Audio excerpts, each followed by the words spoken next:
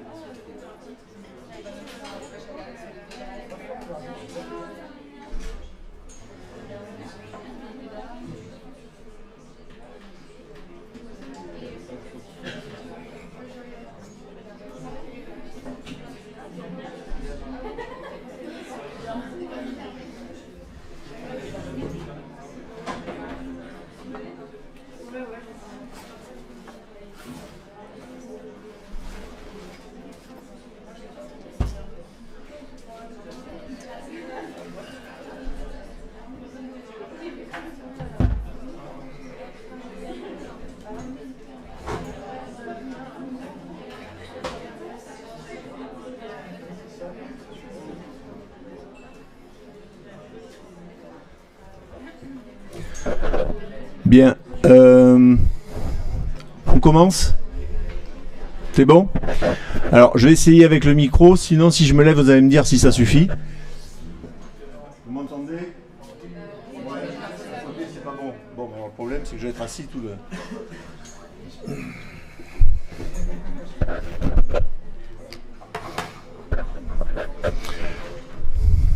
Ça y est, c'est bon ?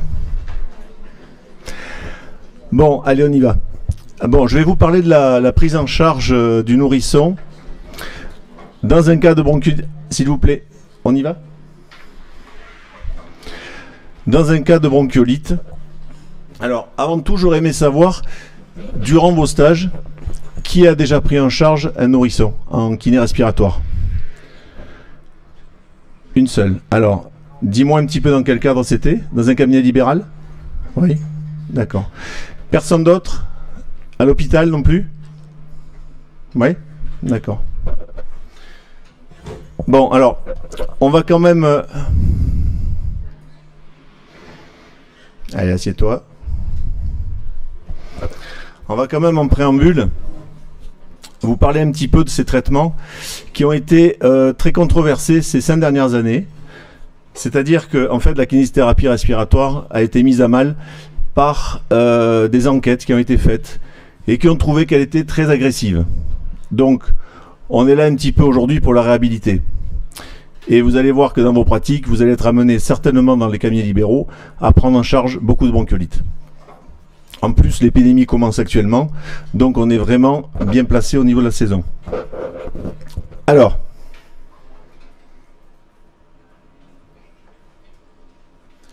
donc tout d'abord, on va faire quelques rappels sur la bronchiolite. Est-ce que vous avez eu des cours théoriques sur la bronchiolite ? Par le docteur Maestrassi ? Non ?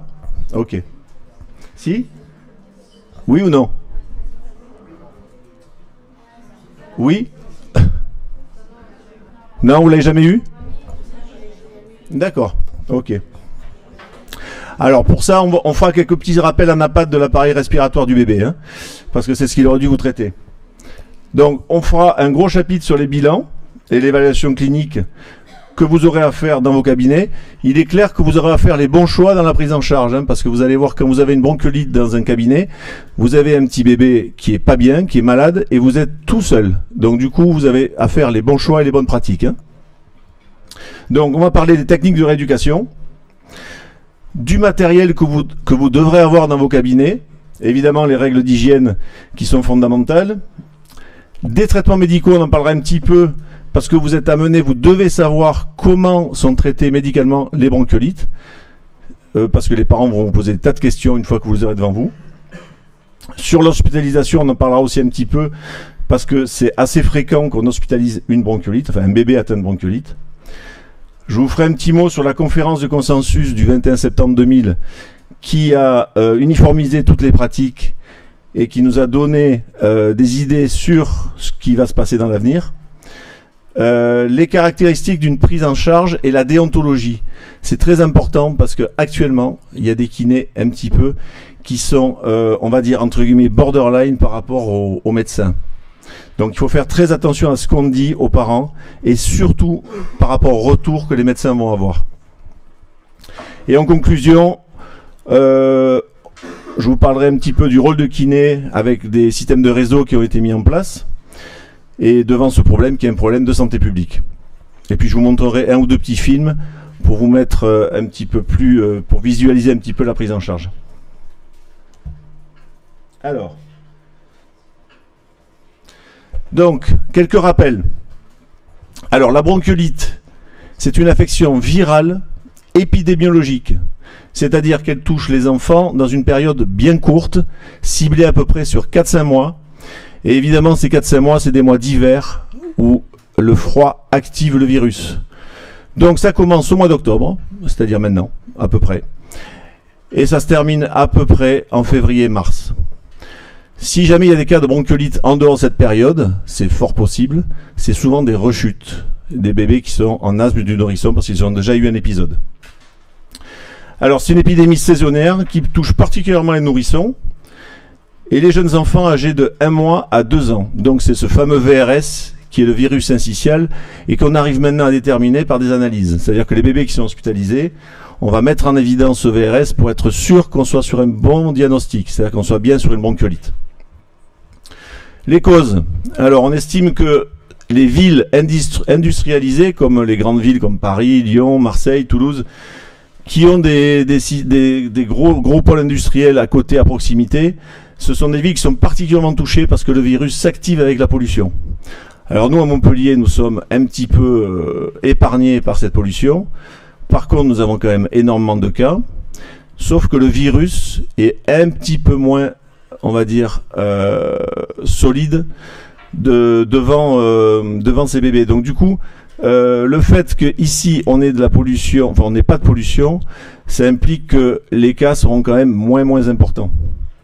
Alors par contre, il est clair que les bébés qui vont migrer lors des fêtes, par exemple Noël, jour de l'an et autres, les Parisiens vont venir à Montpellier et donc ça va faire un sacré mélange et on va propager le virus beaucoup plus rapidement.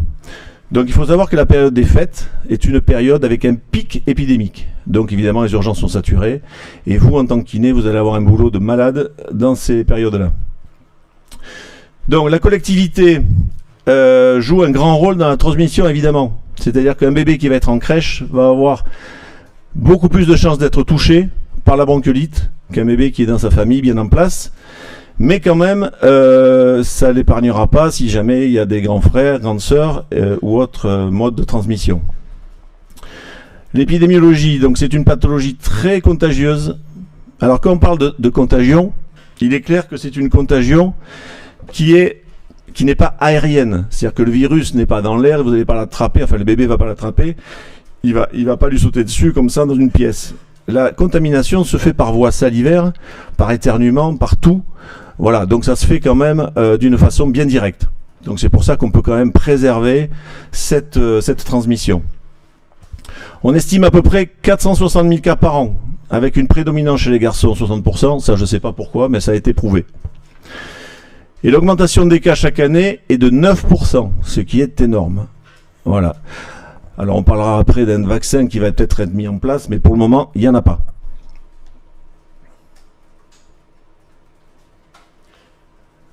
Alors on va parler un petit peu des signes cliniques. Alors les signes cliniques, quelquefois, ils sont réservés aux médecins, parce que c'est le médecin qui va voir l'enfant, normalement, avant vous. Normalement, je dis bien, parce qu'on verra tout à l'heure que ce n'est pas toujours le cas. Il faut que vous sachiez reconnaître des signes cliniques. Les premiers symptômes, donc, ce sont des signes ORL qui se manifestent par une rhinite, c'est-à-dire qu'il y a un petit nez qui coule et une toux sèche. La toux est sèche au départ, ce qui veut dire que normalement, quand il y a une toux sèche, on ne fait pas de kiné dessus. L'obstruction nasale sera d'autant plus gênante chez le nourrisson. Pourquoi? Parce qu'il respire par le nez. Donc ce nez qui va être pris va commencer à poser des problèmes au bébé. Il y aura donc une polypnée, donc une aggravation, une augmentation du rythme respiratoire. Ça, c'est toujours fréquent et c'est un signe que vous devez bien reconnaître sur une bronchiolite. Vous avez le bébé qui respire vite. Une distension thoracique. Vous avez le thorax qui est distendu. Vous le voyez bien quand vous mettez votre bébé, vous lui enlevez son petit t-shirt, vous regardez comment il respire, vous voyez un thorax distendu, c'est qu'il commence à y avoir un problème de détresse respiratoire. Quand on en est avec des signes comme ça, on commence déjà à être dans l'urgence. Alors, on va voir apparaître des sibilants. Des sibilants, ça veut dire que ce sont des bruits sifflants à l'auscultation, mais même à l'oreille, vous allez pouvoir entendre ce bébé qui va siffler. C'est vraiment un signe caractéristique de la bronchiolite.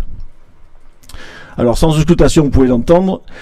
Si vous auscultez, vous pouvez avoir des crépitants à l'expiration, c'est-à-dire qu'en fait, vous avez l'enfant qui inspire, qui siffle, et quand il expire, vous avez des crépitants. Ça veut dire que les sécrétions commencent à envahir les voies respiratoires inférieures.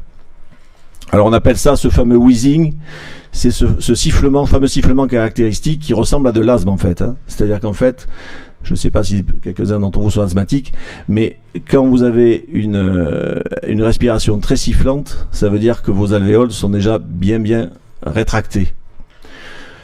Donc, ce sifflement est dû à la destruction de la muqueuse de l'arbre respiratoire. On a une obstruction des voies aériennes associée à une inflammation bronchiolaire. C'est-à-dire qu'en fait, vous avez deux problèmes. Vous avez un encombrement et vous avez une inflammation.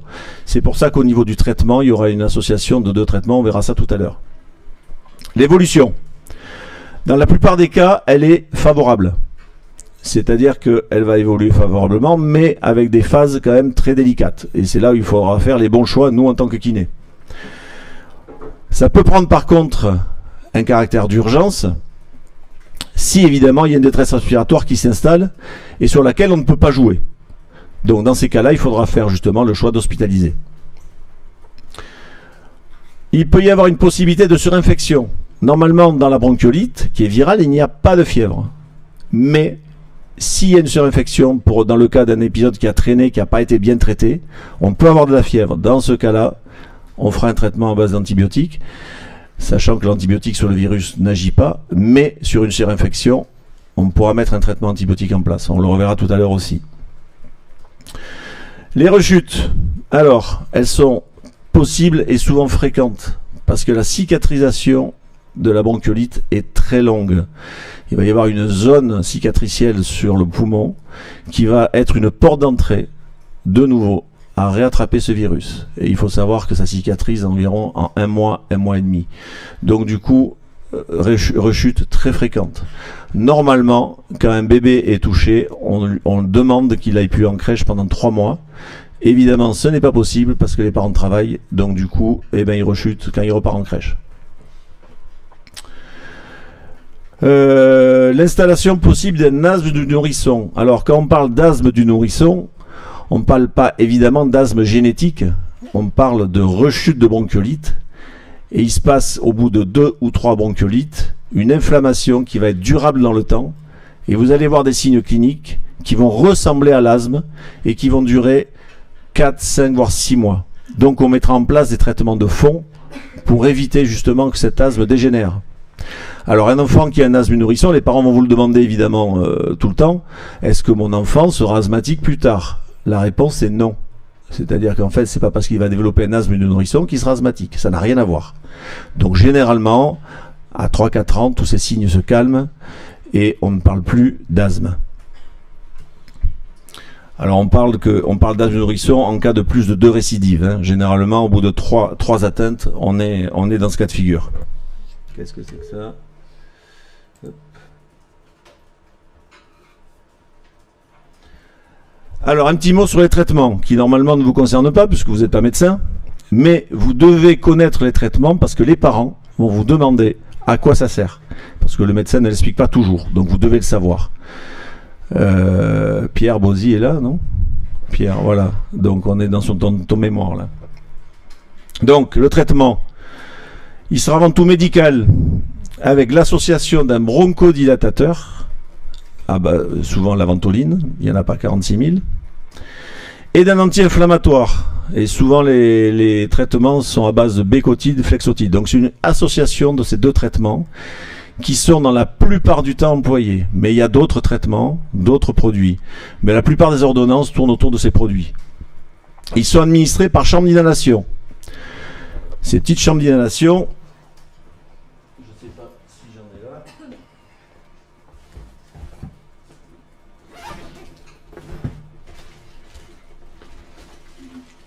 Voilà. Les petites chambres d'inhalation, les voilà. Donc, ça se met sur le nez du bébé. Alors ça, on le fera en TD, hein, c'est-à-dire qu'en fait, on va travailler un petit peu en TD sur toutes les techniques, y compris l'admiration d'aérosols et de chambres d'inhalation. Donc, vous mettez votre petit produit ici, et vous allez être obligé d'expliquer aux parents comment ça marche, parce qu'ils ne savent pas comment ça marche. Et c'est très compliqué, parce que le bébé bouge beaucoup, donc il faut plaquer ça sur le nez du bébé, et il ne faut pas qu'il bouge pendant que vous allez administrer le produit, ce qui quand même est assez difficile. Alors, soit par chambre d'inhalation, soit par aérosol thérapie. C'est-à-dire que vous allez prendre un appareil électrique que vous allez brancher et vous allez administrer votre produit pendant 10 minutes à un bébé. Alors, je ne sais pas si vous voyez un bébé pendant 10 minutes avec un masque sur le nez. Voyez ce que ça donne. Les parents vous disent « je n'y arrive pas ». Donc, vous allez un petit peu les aider en disant d'enlever le masque et de mettre le tuyau pendant que l'enfant dort à proximité du lit et il va inhaler tout doucement ce produit, sachant qu'il n'en inhalera que 30% à peu près. Mais ça suffira déjà pour calmer un petit peu les signes inflammatoires. Alors ça, c'est le traitement. Évidemment, la kinésithérapie devient très importante dans la bronchiolite. Elle se fait sur prescription médicale. J'insiste sur ce point. La prescription médicale est impérative pour 2 raisons. La première, c'est que vous êtes kiné et que vous devez agir sur prescription. La seconde, si jamais vous le faites sans prescription et qu'il vous arrive quelque chose, vous n'êtes pas couvert par vos assurances. Donc, ne tombez pas dans le piège des parents qui vous disent, ils vous voient un dimanche, ils vous disent j'aurai la prescription lundi. C'est non, vous ne le prenez pas en charge parce que vous n'avez pas la prescription. Le médecin ne vous couvrira pas s'il arrive quelque chose. Donc ça, je tiens quand même à souligner, c'est un point très important, oui. Alors, le problème est là, c'est-à-dire qu'en fait, les parents voient le pédiatre le vendredi. Le vendredi, les signes ne sont pas très importants. Ils disent, il n'y a pas besoin de kinésithérapie. Et évidemment, la bronchiolite évolue. Et le samedi, l'enfant est touché. Donc, il va vous appeler et il va vous dire, j'ai vu le médecin hier, il m'a dit qu'il n'y avait pas besoin de kiné, mais là, ça ne va pas du tout. Donc, ta question est judicieuse, tu les envoies aux urgences. Ils vont aux urgences, si jamais le médecin des urgences décide de faire de la kinésithérapie, il fera une ordonnance et il reviendra te voir. Mais en aucun cas tu le touches. Surtout sur un nourrisson de moins de 3 mois, hein. Attention. Donc, cette prescription, ce désencombrement se mettra en place par des séances de drainage bronchique. Si l'état respiratoire de l'enfant le permet, là aussi, on va avoir un choix à faire. Vous avez votre bébé qui va arriver dans votre cabinet, il faut être capable de reconnaître les signes cliniques qui vont vous conduire à prendre en charge le bébé ou pas. Et c'est là où vous devez faire le bon choix. Parce que si vous faites le mauvais choix et que vous vous occupez d'un bébé qui a des signes de détresse, vous allez l'aggraver. Et si vous aggravez le bébé, eh ben vous allez avoir de gros problèmes avec les parents et après avec les urgences. Alors attention, mais de toute façon tout ça on va le revoir tout à l'heure. L'hospitalisation pourrait être nécessaire chez le nourrisson, souvent chez le tout petit, s'il y a apparition de cette détresse respiratoire. Et qu'est-ce qu'on va faire? On va faire une administration d'oxygène à l'hôpital. Donc sous surveillance médicale. Je connais des kinés qui sont un petit peu, on va dire, inconscients, qui ont de l'oxygène dans leur cabinet. C'est-à-dire qu'en fait, ils ont une petite bonbonne d'oxygène et ils administrent de l'oxygène à des enfants, soi-disant parce qu'ils ont fait une formation leur permettant de le faire. C'est de la folie. L'oxygène peut être très très dangereux administré à mauvaise dose sur un enfant. Donc en aucun cas vous faites ça. Mais j'en connais qui le font. Les médecines douces comme l'homéopathie. Alors franchement, des parents qui vous disent mon bébé est sous homéopathie, tout de suite vous leur dites attention, un traitement de fond sous homéopathie ne fonctionne pas sur des problèmes aigus. On peut faire un traitement de fond sur des enfants qui sont souvent encombrés. Quand l'enfant est en problème aigu, l'homéopathie ne sert à rien. Donc du coup, il faut un traitement radical, souvent à base de cortisone. Donc voilà, l'homéopathie, on explique aux parents que c'est très bien, que c'est doux, mais dans ce cas-là, c'est peut-être pas judicieux devant une pathologie souvent suraiguë. Si les épisodes inflammatoires se succèdent, donc on parlera d'âge du nourrisson, comme on l'a vu, et on pourra mettre un traitement de fond sur plusieurs mois par un pneumopédiatre. Tous ces enfants qui vont développer plusieurs bronchiolites à la suite vont consulter des pneumopédiatres, c'est-à-dire en plus de leur pédiatre. Il y en a 2 ou 3 sur Montpellier. Et donc ces pneumopédiatres vont mettre en place des traitements qui vont durer 6 mois. Et ça, c'est dans le cas où l'enfant a été touché 3 ou 4 fois par une bronchiolite. Alors c'est pas miraculeux, hein, mais en tout cas ça améliore un petit peu, on va dire, le quotidien de l'enfant.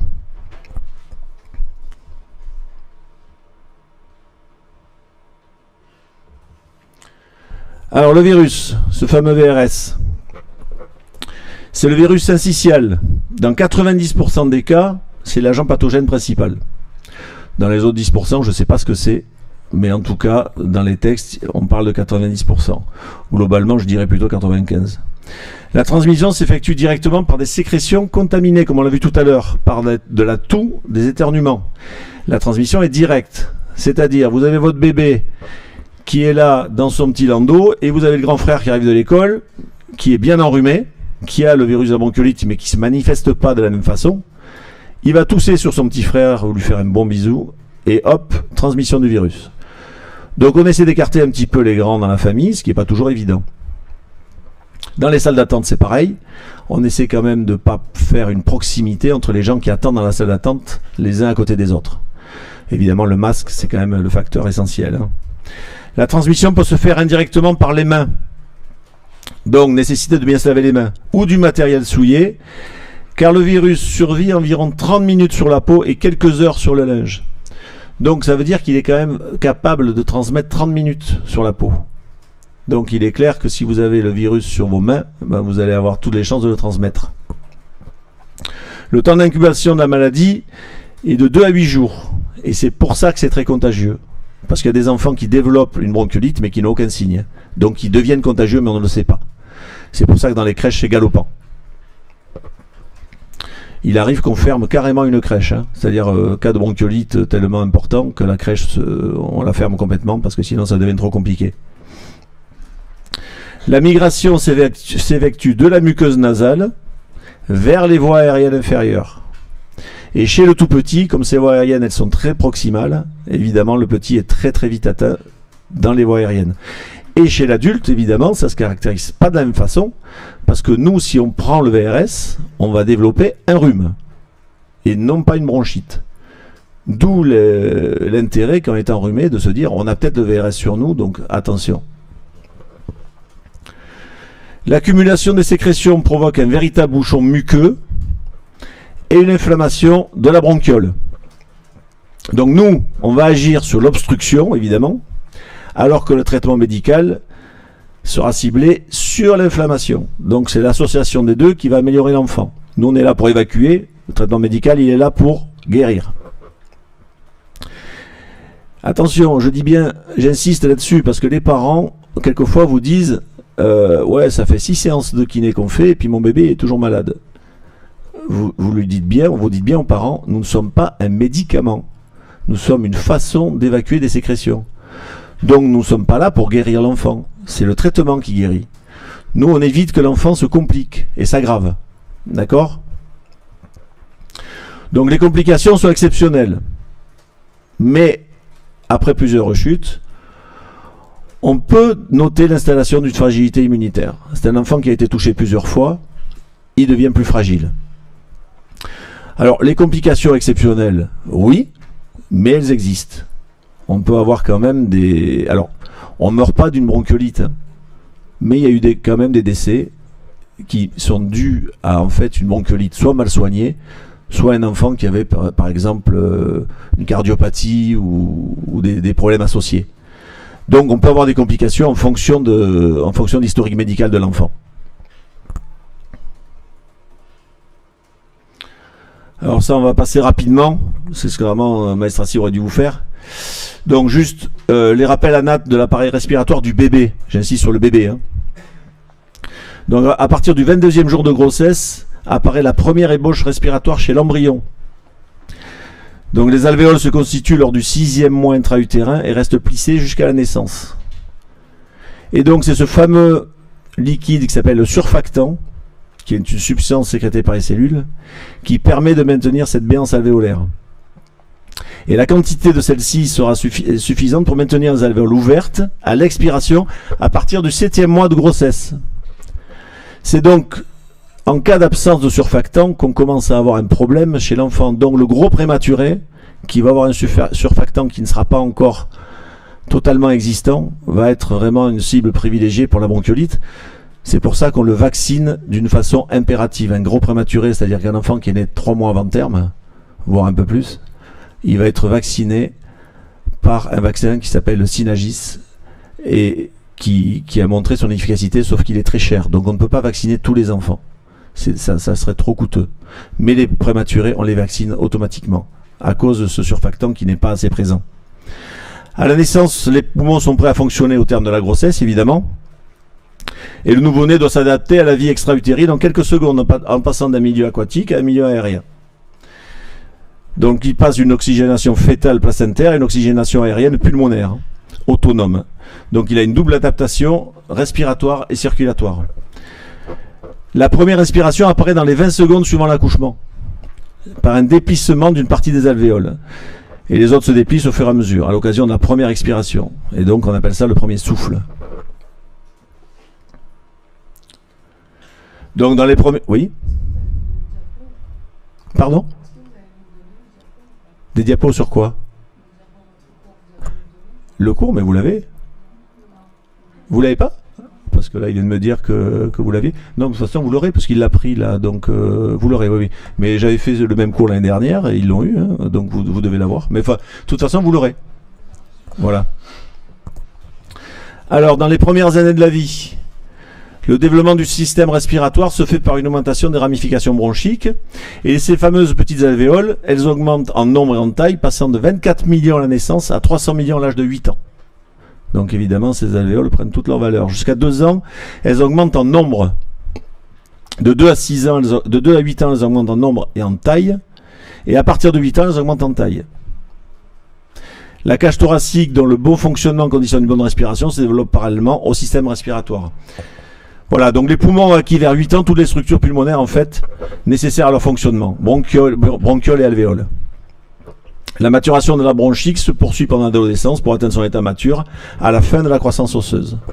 Voilà, c'est ce que vous devez savoir globalement un petit peu sur le développement chez l'enfant du système respiratoire. Donc en conclusion de cette première partie, il faut savoir que la proximité de l'appareil respiratoire distal bronchiole-alvéole des voies aériennes supérieures chez le nourrisson rend celui-ci très vulnérable face aux agressions virales respiratoires. Évidemment, la proximité de cette alvéole par rapport aux voies aériennes supérieures fait que le virus migre très rapidement. Donc c'est pour ça que l'état de la bronchiolite, ça évolue très vite chez un bébé. Plus l'enfant est jeune, plus l'enfant est petit, plus ça évolue. Voilà, donc quand vous recevez des bébés de 3 semaines dans vos cabinets, dites-vous bien qu'il est en danger. La difficulté d'adaptation respiratoire chez le petit enfant et particulièrement chez le grand prématuré, donc par l'absence de surfactant, enfin un petit peu moins de surfactant, prendra vite un caractère d'urgence lors d'une pathologie respiratoire telle que la bronchiolite. Donc j'insiste sur le prématuré. Hein. Nous dans le cabinet, on a plein de prématurés qui viennent nous voir et ils sont vraiment dans des états catastrophiques. Donc moi je les fais hospitaliser très rapidement. Hein. Alors, on va passer au bilan et à l'évaluation clinique. Ça c'est très important. Parce que vous devez, de toute façon on le fera en TD, vous devez reconnaître vraiment les signes du bronchiolite. Je vous dis ça parce que par exemple, vous avez un enfant qui vient vous voir et qui a une laryngite. Une laryngite, c'est une inflammation du larynx. Et les signes peuvent être à peu près identiques. Donc du coup, vous devez être capable de reconnaître une laryngite d'une bronchiolite. Et pourquoi ? Parce que la laryngite, on ne touche pas. C'est un spasme laryngé. Si jamais vous faites une toux provoquée sur une laryngite, eh bien vous allez avoir une sacrée réaction d'enfant. Donc, vous devez reconnaître les signes cliniques d'une bronchiolite. Alors, les questionnaires parentaux que vous allez faire, vous allez recevoir les parents dans votre cabinet. Alors évidemment, vous n'allez pas y passer des heures parce que votre bébé à côté, il n'est pas bien. Hein. Donc du coup, c'est clair qu'il va y avoir plein de choses à demander, mais ça va se faire très vite. Vous le verrez sur un petit film que je vous ai fait, je discute avec les parents et ça va quand même assez rapidement. Parce que vous avez une observation clinique qui va vous éviter de poser certaines questions. Alors évidemment, vous allez demander son âge. S'il est prématuré, évidemment aussi, vous devez le savoir tout de suite. Et si oui, de combien de mois il est prématuré? Est-ce que c'est un premier épisode ou une rechute? Ça, c'est important. Alors les parents vont vous dire, mais non, je pense que c'est un premier épisode. Et puis après, il y a le papa qui va vous dire, mais non, il l'a déjà fait, rappelle-toi. Voilà, donc ils vont commencer un petit peu à pas être d'accord entre eux. Alors, vous demandez l'origine de la consultation médicale. Ça, c'est important aussi. Votre enfant, il peut arriver envoyé par un pédiatre, par un généraliste ou par les urgences. Alors, je ne vais pas taper sur les médecins. Les généralistes, tous efficaces qu'ils sont, ils ont du mal à reconnaître une bronchiolite, une vraie bronchiolite. Et souvent, ils vous envoient des prescriptions médicales avec un enfant atteint de bronchiolite. Et en fait, il n'en a pas. Voilà. Pourquoi ? Parce que l'hiver, en pleine épidémie, vous avez tellement de bronchiolite qu'on met tous les enfants qui ont des problèmes respiratoires en bronchiolite. Donc du coup, ils arrivent tous avec des ordonnances. Voilà. Donc c'est à vous à trier derrière. C'est à vous à faire le bon examen et à dire non, mais celui-là, il n'a pas de bronchiolite. Voilà. Donc du coup, vous essayez un petit peu. Alors évidemment, vous n'allez pas appeler le médecin pour le contredire. Mais vous allez quand même affiner votre traitement en fonction de ça. L'origine de la consultation, si jamais par exemple ça vient des urgences, on a de grandes chances pour qu'il n'y ait pas d'erreur. Et le pédiatre, évidemment, normalement, il ne se trompe pas. Votre enfant, il va avoir des troubles alimentaires. C'est-à-dire qu'il va avoir des vomissements, souvent des diarrhées et une perte d'appétit. Donc c'est là où on va commencer à avoir des signes qui vont vous conduire à être un petit peu vigilant sur une hospitalisation ou pas. Donc des parents qui vous disent, il vomit tous ses biberons et il mange rien depuis quelques jours, bah évidemment vous allez l'envoyer aux urgences, hein, parce que l'enfant il va s'affaiblir très très rapidement. Donc les vomissements peuvent conduire aussi à une gastro associée. Donc si jamais il a des diarrhées associées, alors quand je parle de diarrhée c'est vraiment des diarrhées liquides, il y a une grande chance qu'il fasse une gastro en même temps. Donc ça arrive. Par contre ce sont des selles molles, des selles un petit peu mélangées avec des très glaireuses, c'est tout à fait normal. Les troubles du sommeil. Votre enfant il va être épuisé parce qu'il dort plus. Il tousse toute la nuit. Cette toux de la bronchiolite elle est fréquente. Et elle fragilise l'enfant parce qu'elle le fatigue. Donc votre enfant il est fatigué quand il arrive chez vous. Donc déjà il va falloir composer aussi avec ça. Donc tout ça c'est des questions que vous allez poser aux parents. Est-ce qu'il dort bien ? Est-ce qu'il mange bien ? Est-ce qu'il vomit ? Toutes ces petites questions vous allez les poser. Vous allez regarder un petit peu s'il a de la fièvre évidemment. Généralement il n'en a pas. Est-ce qu'il est asthénique ? C'est-à-dire est-ce qu'il est faible ? Vous le voyez un petit peu hypotonique. Donc du coup à ce moment-là il commence vraiment à être quand même dans un état un petit peu inquiétant. Est-ce qu'il se déshydrate ? C'est-à-dire que s'il boit plus son lait et qu'il le vomit régulièrement, il va se déshydrater. Donc tout ça, c'est des signes qui ont pu échapper au médecin. Donc c'est pour ça que vous allez faire un bon examen. Hein. Une perte de poids, évidemment, mais ça, bon, normalement, on va vous le dire.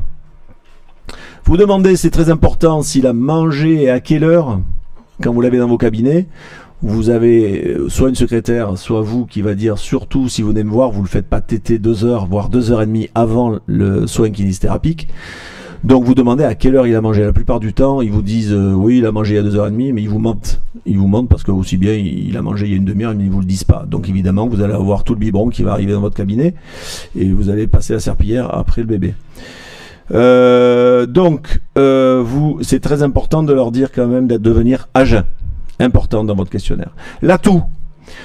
Vous allez demander si évidemment si l'enfant tousse, qui est dans 99% des cas évident. Est-ce qu'il tousse beaucoup, c'est-à-dire la fréquence ? Et le type. Est-ce que c'est une toux grasse ou est-ce que c'est une toux sèche ? C'est-à-dire une toux inflammatoire. Mais ça les parents ils ne savent pas. Donc ils vous disent il tousse mais je ne sais pas si c'est gras ou si c'est sec. Donc vous allez essayer un petit peu de faire tousser pour regarder comment ça se passe. Et en fonction de cette toux, vous allez induire votre traitement. Vous allez demander si l'enfant est en collectivité, parce que ça c'est impératif. Si l'enfant est en collectivité et qu'il vous fait déjà un 3e épisode, voire enfin un second ou un 3e épisode, vous allez quand même discuter avec les parents pour vous dire qu'il serait peut-être temps de l'enlever de la crèche. Parce que là, ça devient quand même un peu compliqué. Donc s'il est en collectivité, il y a de grandes chances qu'évidemment il l'ait chopé là-bas. Est-ce qu'il a des frères et sœurs ? Et vous leur expliquez aux parents que les frères et sœurs sont une source de contamination importante. Que c'est pas évident de demander aux frères et sœurs de s'éloigner de l'enfant, mais il faut le faire. On va pas leur mettre des masques, mais on va leur demander d'éviter les bisous pendant un moment, surtout s'ils sont enrhumés. Le type de chauffage, c'est important parce que le chauffage électrique assèche. Et ce sont des enfants qui sont déjà déshydratés, inflammés, asséchés. Donc le chauffage électrique est nocif, donc on met des déshumidificateurs. Évidemment, alors ça c'est évident, hein, les parents, vous leur demandez s'ils sont fumeurs, ils vous disent oui, mais on fume dehors. Ouais, sauf qu'ils sentent le tabac à plein nez et que rien que l'odeur du tabac qui est sur les vêtements sont déjà nocifs pour le bébé. Donc vous essayez un petit peu de leur faire la leçon, même si ça marche pas tellement. Alors un signe qui est très important, vous leur demandez si ils ont un RGO, un reflux gastro-œsophagien. Et il y a plein de bébés qui ont des RGO. Et s'ils ont des reflux, évidemment, ça va augmenter à la difficulté. Parce que quand vous allez faire votre soin, vous allez souvent les faire vomir. Et quand ils vont vomir par ce RGO, il y a des risques de fausse route. Ils vont faire une déshydratation plus importante. Donc ces RGO qui sont traités, mais dont les traitements ne sont pas très efficaces, ça augmente la difficulté de la prise en charge de la bronchiolite. Mais vous devez le demander, vous devez savoir s'il y en a. Alors, le livret de santé. Il y a beaucoup de kinés qui demandent de regarder le livret de santé. Alors, moi, je vous le conseille, même si ça prend un peu de temps. Pourquoi ? Pas tellement pour savoir s'il a fait des épisodes, parce que ça, les parents vous le diront, mais pour savoir s'il n'y a pas un trouble associé. Et dans le livret de santé, vous allez peut-être avoir des signes de pneumopathie, qui sont notés par le pédiatre, voire des cardiopathies. Si vous avez un enfant qui a une cardiopathie, et que vous allez lui faire de l'accélération du feu expiratoire, vous pouvez avoir quand même un gros problème. Donc on peut traiter un enfant qui a une cardiopathie, une anomalie du système cardiaque, mais vous allez être très doux dans vos gestes. Parce que c'est comme ça qu'il est arrivé des choses assez dramatiques. Donc du coup, moi ce que je fais, c'est que je demande aux parents, je dis voilà, est-ce que votre enfant a une pathologie particulière ? Les parents vous le disent tout de suite évidemment. J'ai eu des enfants qui ont été opérés du cœur et qui ont fait des bronchiolites derrière, donc il faut bien les traiter. Mais vous allez affiner vos gestes. Et vous avez aussi un problème que vous devez connaître. Est-ce qu'il est contagieux sur d'autres maladies ? Est-ce qu'il a par exemple un HIV ? C'est arrivé dans notre cabinet, on a reçu des enfants HIV et on ne le savait pas. Donc on n'avait pas forcément les protections nécessaires. Et ça par contre les parents ils vous le disent pas. Ils vous le disent pas parce que s'ils vous le disent, ils ont peur que vous les preniez pas en charge. Donc du coup on les prend en charge évidemment, mais on se protège. On met des gants, on met des masques, on met des lunettes. Voilà. Mais encore faut-il le savoir. Et le livret de santé, ça vous ne pourrez pas vous tromper, vous le saurez. Donc c'est bien de jeter un coup d'œil dessus quand même. D'accord ? Donc ça vous donne des indications sur l'historique médical et sur les traitements prescrits. C'est-à-dire qu'en fait vous allez avoir tout quand même le défilé de tout ce qui s'est passé chez cet enfant depuis sa naissance. Alors tout ça, ça se fait vite, hein, ça ne met pas des heures. Hein. Alors un petit chapitre sur l'auscultation. Alors on aime bien jouer au médecin avec le stéthoscope. Sauf que l'auscultation, c'est pas évident de reconnaître vraiment une zone encombrée sur un tout petit. Moi, il y a des médecins qui m'envoient des ordonnances en disant encombrement lobe supérieur droit. Bah, j'ai dit bravo, hein, parce que alors franchement, moi, je peux pas arriver à savoir si c'est un encombrement qui est diffus, qui est profond et qui prend tout l'arbre bronchique. On n'a pas un encombrement localisé. C'est-à-dire que c'est pas une pneumopathie. Une pneumopathie, c'est un encombrement localisé. Donc ça, vous l'entendez avec une zone vraiment bien précise. Donc sur votre auscultation, vous allez évidemment, quand vous allez écouter, vous allez avoir un crépitant, c'est-à-dire qu'en fait, ça crépite comme des feuilles mortes qu'on froisse, sec et inspiratoire, et par des sons plus humides à l'expiration, surtout chez le nourrisson. Quand vous avez des sons humides à l'auscultation, c'est-à-dire que l'enfant il commence à avoir vraiment un gros encombrement, parce que c'est le bruit des sécrétions que vous entendez. On peut avoir des râles bronchiques et des sibilants, alors caractéristique de l'inflammation, ce fameux sifflement, hein, ce fameux wheezing, vous allez l'entendre dans l'auscultation, mais franchement, un enfant qui a atteint de bronchiolite, vous l'entendez à l'oreille. Vous n'avez même pas besoin d'ausculter pour savoir qu'il a vraiment une belle bronchiolite. Après un an, l'auscultation est plus riche et sera souvent dominée par des sibilants. C'est vrai qu'après un an, vous allez plus entendre de choses à l'auscultation que sur un tout petit. Si l'auscultation est silencieuse, vous n'entendez rien, il peut s'agir d'un thorax distendu. C'est-à-dire qu'en fait, vous n'entendez rien, ça veut dire que ça ne bouge pas.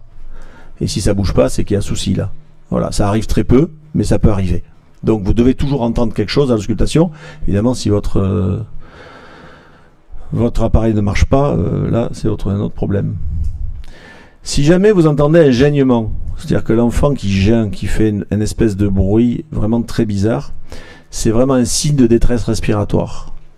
Donc le gênement, attention, l'enfant il est pas bien. On verra ça dans l'indice de Silverman.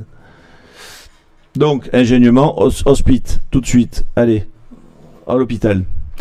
En conclusion, cette auscultation va donner des indications, évidemment, sur la localisation des sécrétions et sur le style de respiration. On va être informé sur le stade de la pathologie, c'est-à-dire qu'en fait, si c'est sec et sifflant, on est en début de pathologie, et si c'est gras, on est en seconde partie de pathologie, c'est-à-dire on est en phase où on va pouvoir nous agir, c'est-à-dire qu'en face on va pouvoir désencombrer. Et la gravité de celle-ci déterminera votre intervention ou pas. C'est sûr que s'il est trop sifflant, très sec, très peu encombré, ben c'est pas la peine d'intervenir, vous allez l'aggraver. Si par contre il est bien gras, et ben là il faut y aller. Alors, les fameux bilans. Les bilans, c'est un petit examen que vous allez faire assez rapidement sur votre bébé. Et c'est ça qui va vous donner vraiment les indications.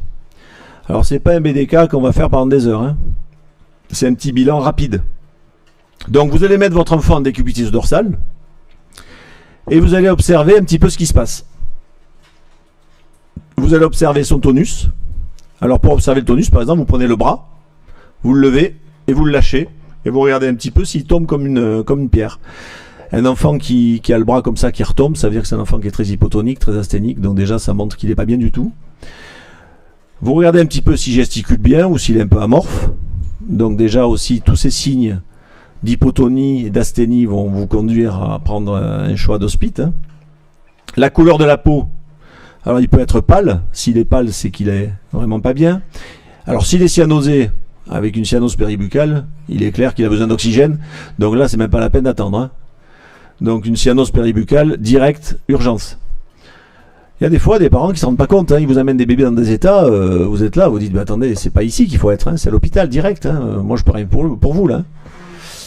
Les troubles de l'humeur, c'est-à-dire un enfant qui est vraiment, qui se plaint, qui gêne, comme on l'a vu tout à l'heure, qui pleure beaucoup, qui est fatigable. Voilà, tout ça, c'est des signes qui vont être associés à la bronchiolite. Hein.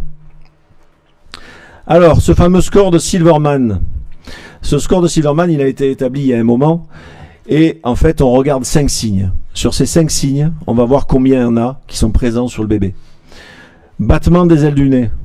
Quand vous avez les narines qui se dilatent rapidement, c'est un signe de détresse. Tirage intercostal. Vous avez les côtes.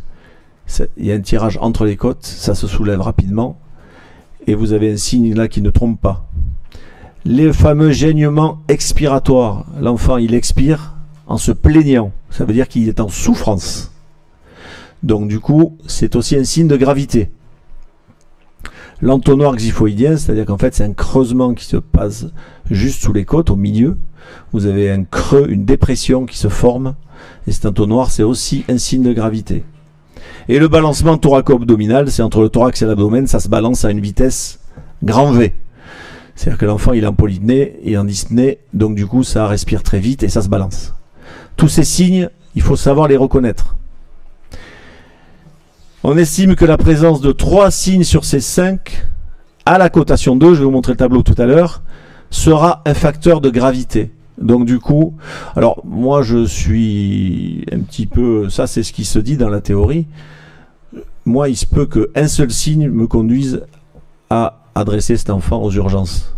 C'est-à-dire que s'il y a un battement des ailes du nez, déjà, moi ça me plaît pas. Ça veut dire qu'il manque de l'oxygène.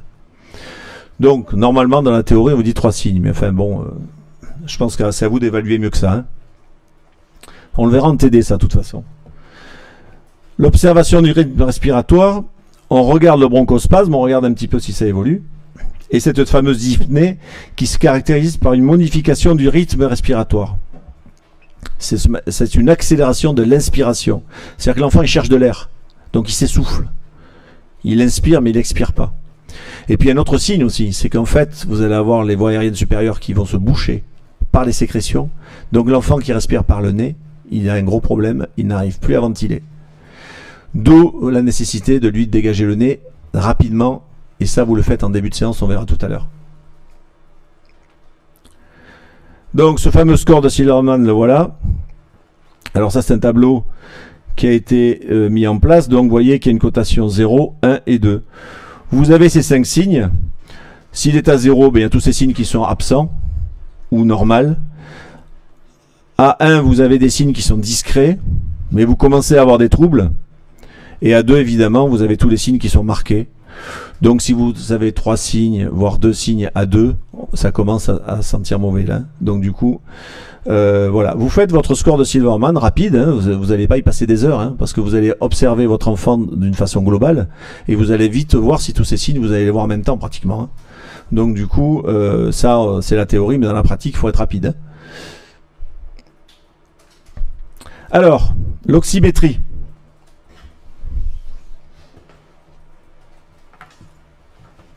Je crois que je vous en ai pris là.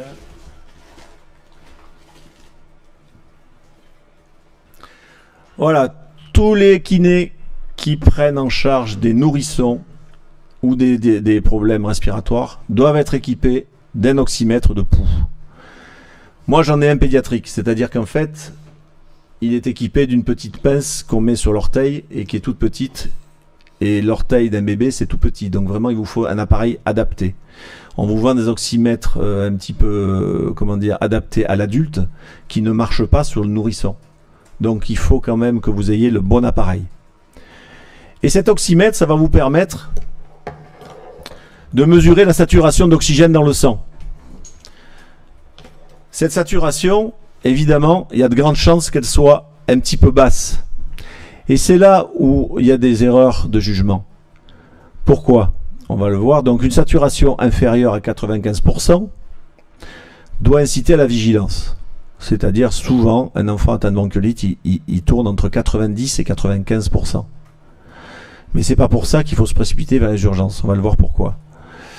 Quand celle-ci est inférieure à 90%, là par contre, on n'attend pas. C'est un signe de gravité, un signe d'urgence. Donc là, on va direct vers l'hôpital. Alors on reprend sa saturation plusieurs fois parce que l'appareil il peut déconner. Hein.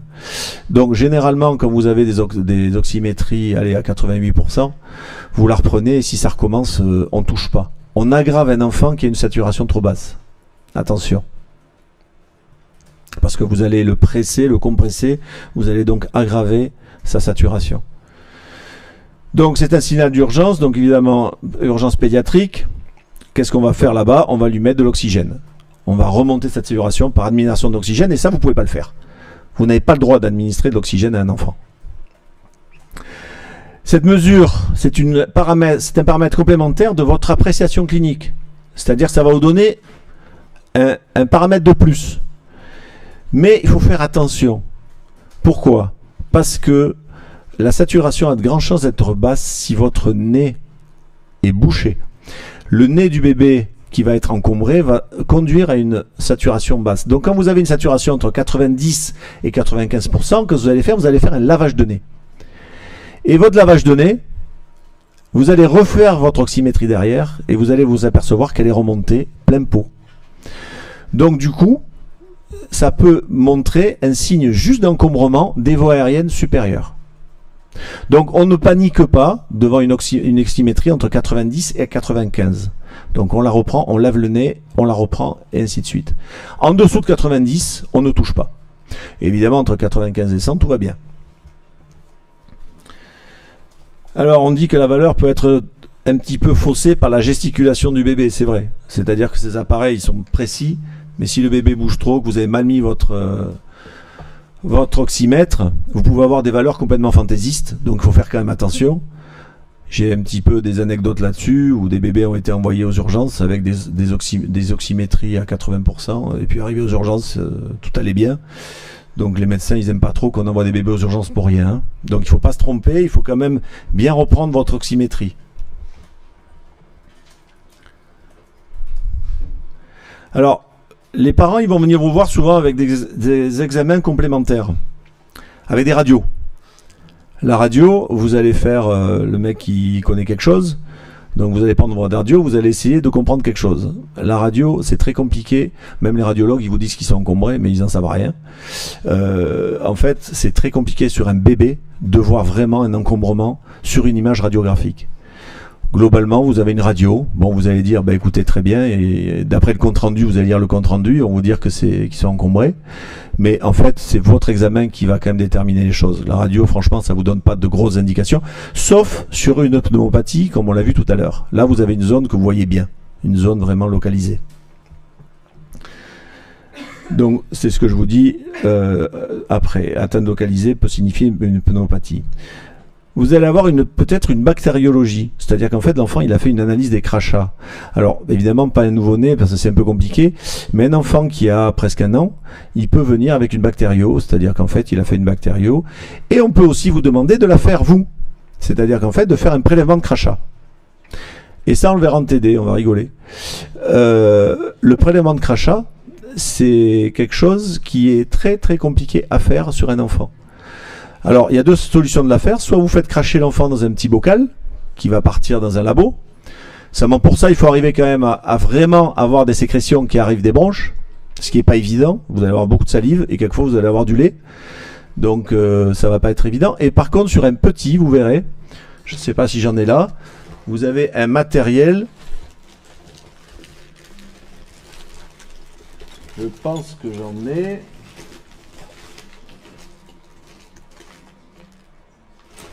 Non, je l'amènerai en TD, je croyais que je l'avais, je ne l'ai pas. Vous avez un petit matériel. Alors, vous pouvez prendre une seringue comme ça. Vous adaptez une sonde au bout de la seringue. Vous mettez votre sonde, vous passez par les fosses nasales, vous passez par le nez. Et vous allez faire un petit prélèvement en aspirant, comme ça. Et vous allez recueillir des mucosités. Ça, normalement, moi je l'ai fait parce que j'ai travaillé en néonat, à l'hôpital, en clinique. Mais c'est très peu de kinés qui le font. Mais quand même, c'est un geste que normalement vous devez pouvoir faire. On peut vous le demander. Il y a des pédiatres qui vous le demandent. Alors nous, on est capable de le faire, mais c'est quelque chose qui est très compliqué à faire. Mais quand même, on le fera, on en reparlera quand même. Parce que j'aimerais bien quand même qu'on sache le faire ensemble. Donc évidemment, cette bactério, elle va être déterminante pour savoir si ce VRS, il est bien dans les crachats. Et la température. Alors la température, il y en a qui ont ce qu'on appelle des thermomètres faciaux, où on présente les thermomètres sur le front du bébé pour savoir s'il y a de la fièvre ou pas. Il est possible que quelquefois il n'ait pas de fièvre 2 jours avant, et puis le jour où il arrive dans le cabinet, il a de la fièvre. Donc ça, c'est une indication que vous pouvez remonter au pédiatre. Si vous avez des crachats qui sont sales, c'est-à-dire colorés, voire jaune, vert, vraiment bien dégueu, et que vous avez de la fièvre, vous avez une grande chance d'avoir une surinfection. Donc ça, c'est une info que vous devez remonter au pédiatre.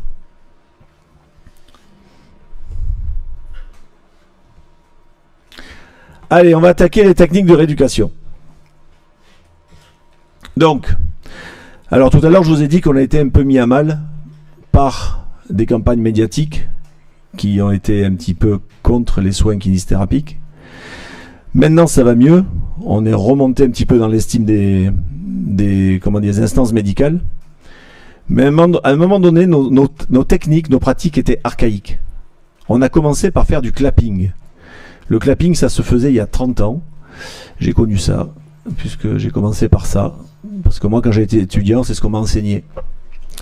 Et ce clapping, ça se faisait la tête en bas. On mettait l'enfant sur nos genoux. On le tapotait sur les voies thoraciques. Et on essayait de faire sortir ce qu'on pouvait. C'était archaïque et ça ne servait à rien. Donc on a fait ça pendant des années.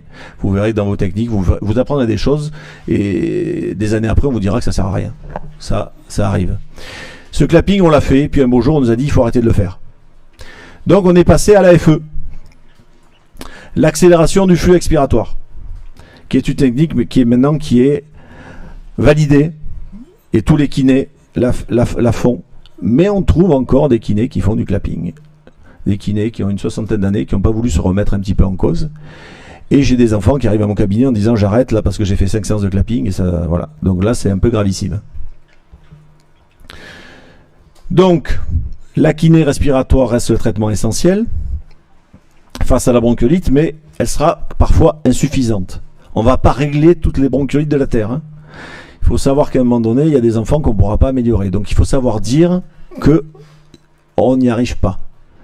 Voilà, il ne faut pas s'acharner. Quand vous avez un enfant depuis 20 séances dans votre cabinet, c'est qu'il y a un souci quand même. Hein.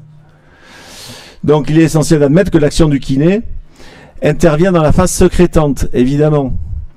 Sinon, si vous travaillez sur un bronchospasme, vous allez avoir une aggravation de l'état de l'enfant.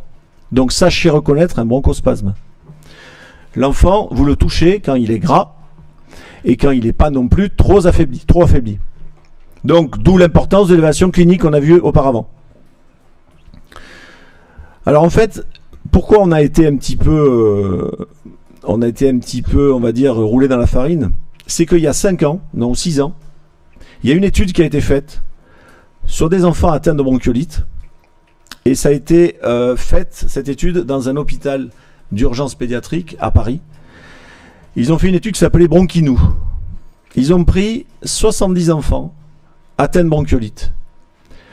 Et ils ont regardé si sur ces 70 enfants qui étaient hospitalisés, la kinésithérapie respiratoire les améliorait. Et ils en ont déduit que la kiné respiratoire était totalement inefficace sur la bronchiolite. Mais ce qu'ils ont oublié de dire, c'était que c'était sur des enfants hospitalisés, donc qui n'étaient pas du tout plus en phase sécrétante. Donc ils ont fait une étude complètement faussée. Et les syndicats, évidemment, avec tous les kinés pédiatriques, se sont unis. Et on a rué dans les brancards en disant qu'est-ce que vous faites de la kinésithérapie de ville? C'est-à-dire là, vous nous parlez d'une kiné hospitalière, sur des enfants qui ont été hospitalisés. La kiné de ville, on peut vous prouver par A plus B qu'on évite l'hospitalisation à nombre d'enfants et qu'on désengorge les urgences. Et maintenant, ça a été validé. C'est-à-dire qu'ils ont reconnu qu'on avait raison. Mais pendant 2 ans, on a vu 50% de moins d'enfants dans nos cabinets. À cause de ces connards de journalistes qui ont voulu faire une étude qui sortait un peu de l'ordinaire. On a perdu un temps fou. Ouais, non, c'est pas des conneries. Hein.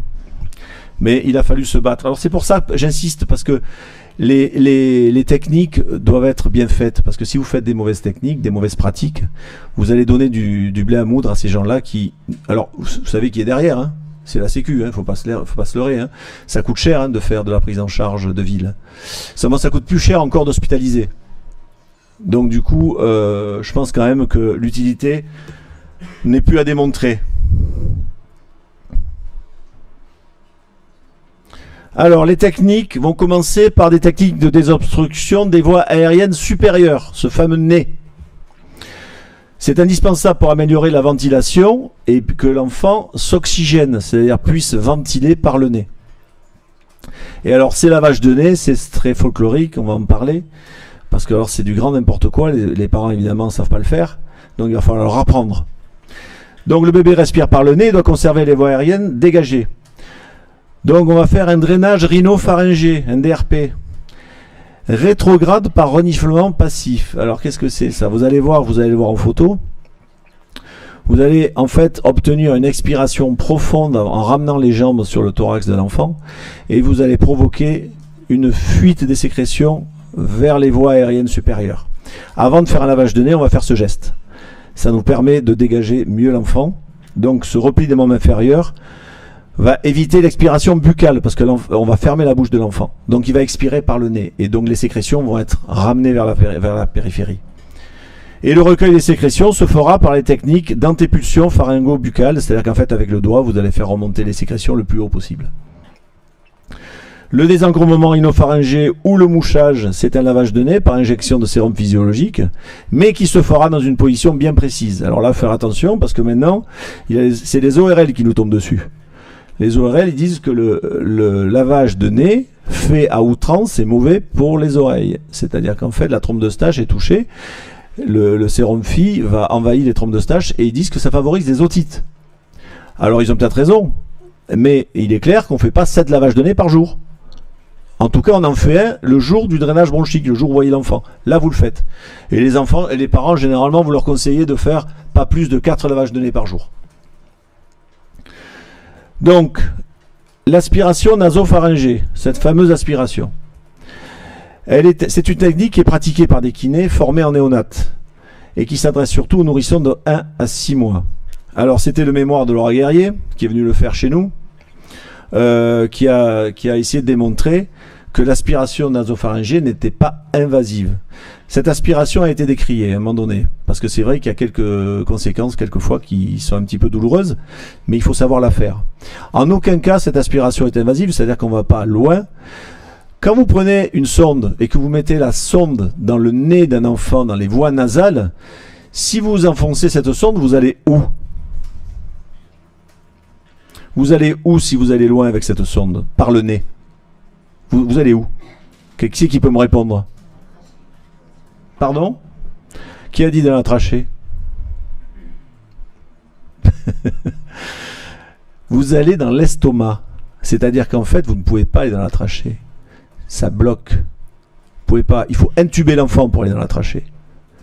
Donc vous continuez, vous allez dans... Moi j'ai fait de la néonate, on aspirait en fait les enfants à la naissance, et en fait on allait vider l'estomac qui était plein de liquide amniotique, et on faisait un vidange d'estomac en passant par le nez. Donc vous prenez le nez, vous allez dans l'inspiration, vous allez pouvoir rentrer, et vous allez faire un vidange d'estomac, mais vous n'allez pas dans la trachée. Hein. D'accord? Alors, je vous dis ça, mais évidemment, dans vos cabinets, vous n'allez pas faire une aspiration trop profonde. Cette aspiration, elle est nasopharyngée, c'est-à-dire qu'en fait, elle va s'arrêter au niveau du nez. On verra ça sur les petites photos et les films. Voilà, donc l'aspiration nasopharyngée, attention, je vous mets en garde, faites-la que si vraiment vous savez la faire. Si vous ne savez pas la faire, ne la faites pas, faites des techniques manuelles. Il y a d'autres techniques, vous n'êtes pas obligé de la faire.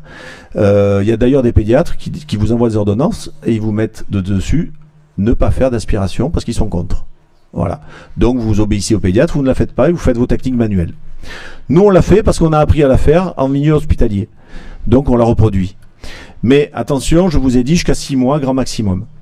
On peut la faire plus après 6 mois, mais c'est vraiment pour faire une aspiration superficielle. Parce que plus vous allez aspirer un enfant âgé, plus vous allez avoir le risque de le faire saigner du nez. Donc il faut faire attention. Alors en TD, on fera tous des petites aspirations. Comme ça, vous saurez le faire. Et après, vous choisirez vos techniques. Donc, cette aspiration, les principes, elle doit être non invasive, ça veut dire qu'elle ne doit pas aller loin. Normalement, quand vous allez dans un nez, vous allez sentir un raccourcissement, un rétrécissement au niveau du nez. Et quand vous sentez ce rétrécissement, vous arrêtez. Elle s'effectue lors de l'inspiration pour que ça soit ouvert et non pas lors de l'expiration, évidemment, sinon vous allez avoir un souci. Il nécessite une hygiène préalable, évidemment, vous changez de sonde à chaque fois. Hein. Vous ne reprenez pas la sonde pour un autre bébé. Hein. Ça, c'est du déjà vu. Hein. Et se pratique loin des repas, parce que vous allez avoir un risque de vomissement. Donc vous faites attention quand vous faites votre aspiration. Les avantages, c'est que ça dégage vraiment les voies aériennes. C'est-à-dire que vous allez dégager correctement l'enfant. Avant de dégager ce que vous allez pouvoir sortir avec une aspiration manuellement, vous pourrez vraiment jamais être parfait manuellement. Par contre, avec l'aspiration, vous allez vraiment le libérer, cet enfant. Mais cette aspiration, vous allez voir, elle est vraiment très très très légère. D'ailleurs, les parents la redemandent. Hein. Les parents, ils nous disent aspirez-le, hein, parce que c'est vraiment trop efficace. Hein. Donc, on précède l'aspiration d'une humidification des voies aériennes supérieures. Donc on va mettre un petit peu de sérum pour que ça passe mieux. Si jamais c'est très sec, vous avez de grandes chances de faire saigner votre nez. Hein. Vous pouvez déclencher la toux avec l'aspiration. Et ça c'est intéressant. Parce que du coup, quand l'enfant va tousser, il va ramener des sécrétions. Et hop, vous allez aspirer la sécrétion à la sortie. Donc du coup, c'est quand même hyper intéressant. Par contre, les inconvénients, ça déclenche le réflexe nauséeux. C'est-à-dire que si vous mettez la sonde dans le nez et puis vous faites un petit tour par la bouche, et que vous allez aspirer un petit peu le fond du larynx là-bas, ben là vous avez de grandes chances de faire vomir l'enfant parce que vous allez déclencher un réflexe nauséeux. Donc on évite quand même de mettre la sonde dans la bouche d'une façon profonde. Moi je m'en sers un petit peu pour nettoyer ce qu'on appelle, ce qui sort par les voies buccales, mais en fait il a des sécrétions qui sont très superficielles et qui sont à la surface, et hop je m'en sers pour aspirer. Mais je vais pas vraiment très très loin, hein, attention. Si vous faites vomir l'enfant, hein, c'est quand même un peu embêtant, hein, surtout qu'il mange pas grand chose. Donc ça peut provoquer des reflux et des vomissements. Donc le temps de digestion, on en a parlé tout à l'heure, est important. Et vous pouvez provoquer des saignements de nez si vous faites une aspiration trop lointaine. Et alors on parlait tout à l'heure du livret de santé. Il m'est arrivé un jour, comme quoi il arrive des tas de choses, de faire saigner un enfant par une aspiration nasopharyngée. Et j'avais pas regardé mon livret de santé, cet enfant était hémophile. Donc il m'a fait une hémorragie, je vous dis pas.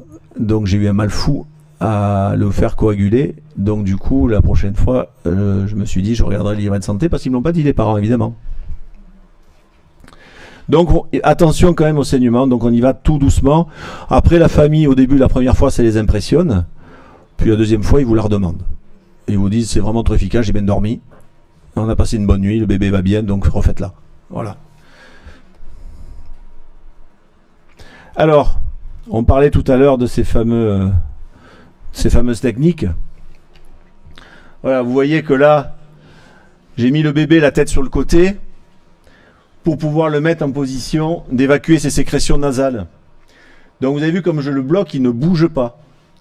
Et vous allez voir que bloquer un bébé, c'est pas facile. La plupart du temps, si jamais vous faites un lavage de nez et que vous bloquez pas bien votre bébé, vous avez de grandes chances de lui esquinter le nez. Donc du coup, vous allez avoir des petites conséquences un petit peu désagréables. Et là, c'est le mouvement que je fais avec les jambes pour faire remonter mes sécrétions vers le haut en fermant un petit peu la bouche. Voilà. Là, vous voyez, il n'est pas si mal que ça, il ne perd pas beaucoup. Donc là, je vais mettre mon sérum. Une fois que j'ai bloqué mon bébé, je vais mettre mon sérum dans la narine toujours qui est vers le haut. Et je vais faire une petite injection bien, on va dire, intense. C'est-à-dire qu'en fait, je vais pincer ma petite dosette. On ne va pas le faire tout doucement, sinon ça ne sert à rien. Vous allez le faire vraiment d'un coup sec. Ceux qui sont passés en stage chez nous, il y en a ici, il y a toi, il y en a combien? Il y en a 2 ou 3, non? Voilà, oui. Bon, voilà, vous avez tous vu ça dans nos cabinets. Hein. Voilà. Et puis ma petite aspiration, vous la voyez là. Je bloque bien la tête de mon bébé pour qu'il ne bouge pas. Et je fais une petite aspiration. Vous avez vu la sonde? Elle est vraiment pas loin. Hein. En fait, je recueille ce que j'ai fait remonter. Donc c'est vraiment un petit plus, un petit nettoyage. Alors après, chaque kiné fait ce qu'il veut. Hein. Il y a des kinés qui vont plus loin. Hein. Enfin, chacun prend ses risques et ses responsabilités. Moi, je vais pas loin. Dans notre cabinet, déjà, il y a des disparités. Il y a des kinés qui vont un peu plus loin que moi. Mais chacun fait comme il veut. Les techniques. Donc, cette accélération du flux expiratoire lente. Ce sont des pressions manuelles thoraco-abdominales qui entraînent une expiration lente et dirigée, glotte ouverte. Donc, ça désencombre les bronches distales. Ça lutte contre le collapsus. Ça améliore la ventilation. Et ça collecte les sécrétions le plus proche de la périphérie. Donc vous allez faire, on verra, je vous ai fait hier, je vous ai filmé une séance. Et je vais vous la montrer derrière. Pour vous montrer un petit peu, c'était une première séance. C'était une maman qui arrivait pour la première fois. Et donc du coup, vous verrez un petit peu comment on agit. En fait, vous avez votre bébé qui est là. Vous mettez une main abdominale. Cette main, elle est là pour bloquer, vous voyez, donc vous ne voyez pas trop, mais on le verra en vidéo, mais je vous montre comme une fois.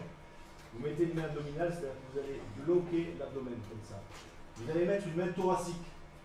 Et quand vous allez faire votre geste, vous allez amener le thorax vers le bas, comme ça, sur l'expiration. Évidemment, le bébé il va pleurer. Donc l'expiration, vous allez l'entendre quand il pleure, parce qu'il va reprendre son souffle. Et là, vous allez agir sur l'expiration. Et le geste, vous allez voir, il est quand même assez intense. Hein. C'est-à-dire qu'en fait, c'est pas du tout petit truc là. Voilà, vous allez faire une expiration en dirigeant le thorax vers le bas. Et votre main abdominale, elle est là pour faire un plancher et pour bloquer. Voilà. Et hop, sur l'expiration, vous allez faire plusieurs. Et après, vous allez faire, on verra la technique du tout provoqué.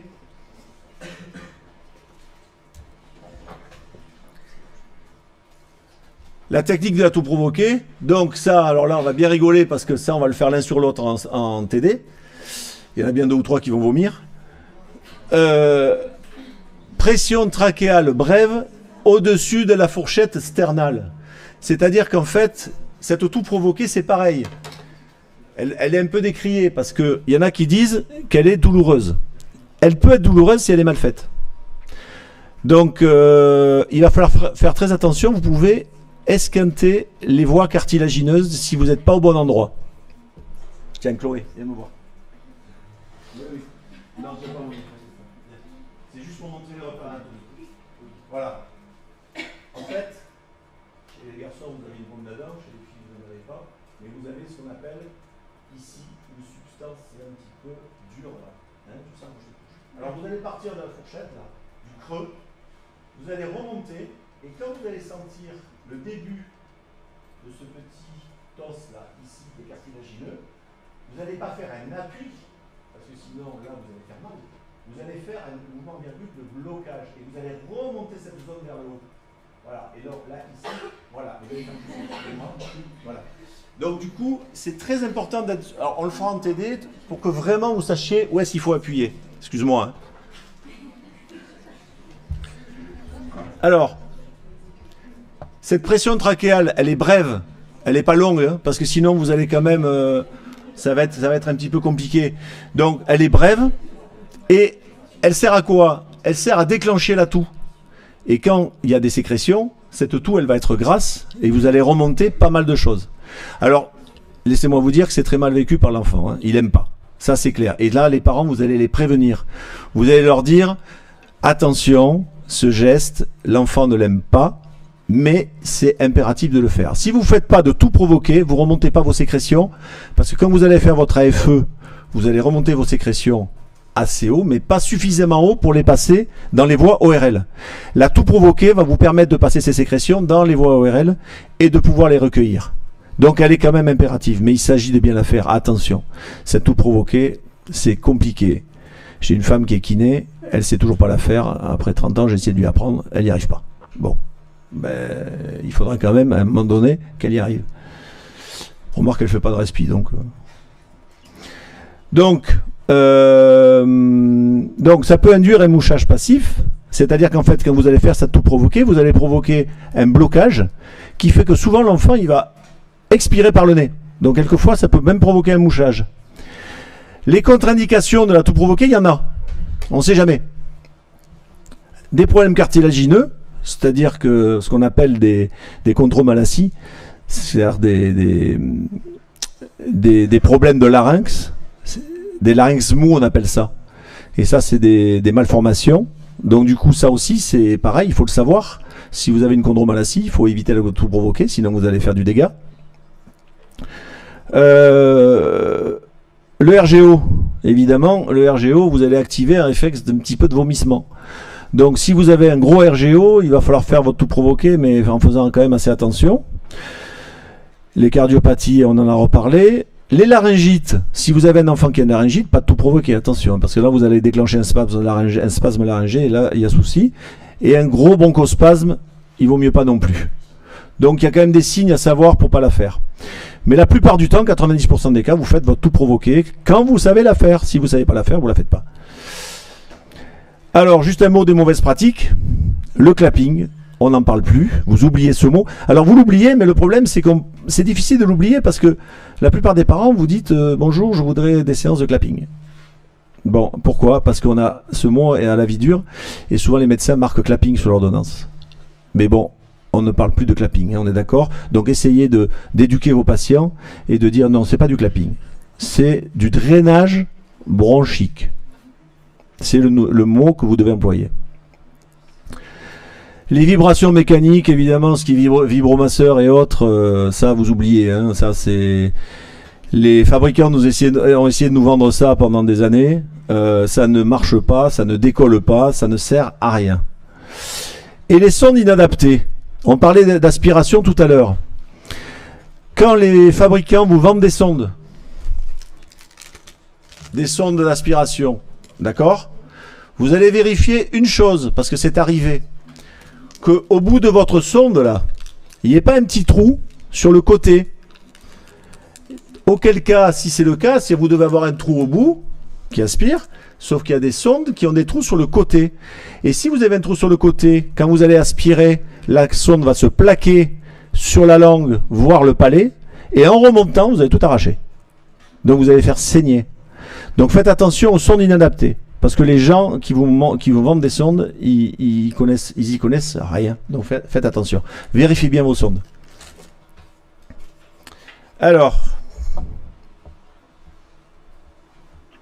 donc quelques photos. Donc je vais vous montrer sur le poupon. Vous le voyez sur un vrai bébé. Donc je fais mon AFE, mon accélération du flux expiratoire, sur l'expiration. Et je vais collecter mes sécrétions par une toux provoquée. Et avec mon pouce, là, je fais une collection des sécrétions vers la périphérie. Donc vous voyez que là, je fais ma toux provoquée. Et ici, je ferme la bouche et j'amène les sécrétions vers l'extérieur. Quand je vous dis qu'on peut faire un drainage bronchique sans aspiration, c'est possible. On peut remonter des sécrétions manuellement. À Paris, à Lyon, ils n'aspirent pas. Hein. Donc du coup, ils font que manuellement, sauf que c'est beaucoup plus long et beaucoup plus compliqué pour l'enfant, parce que du coup, ça dure plus longtemps et ça le fatigue. Voilà. Mais on arrive à bien sortir les sécrétions. Hein. Alors,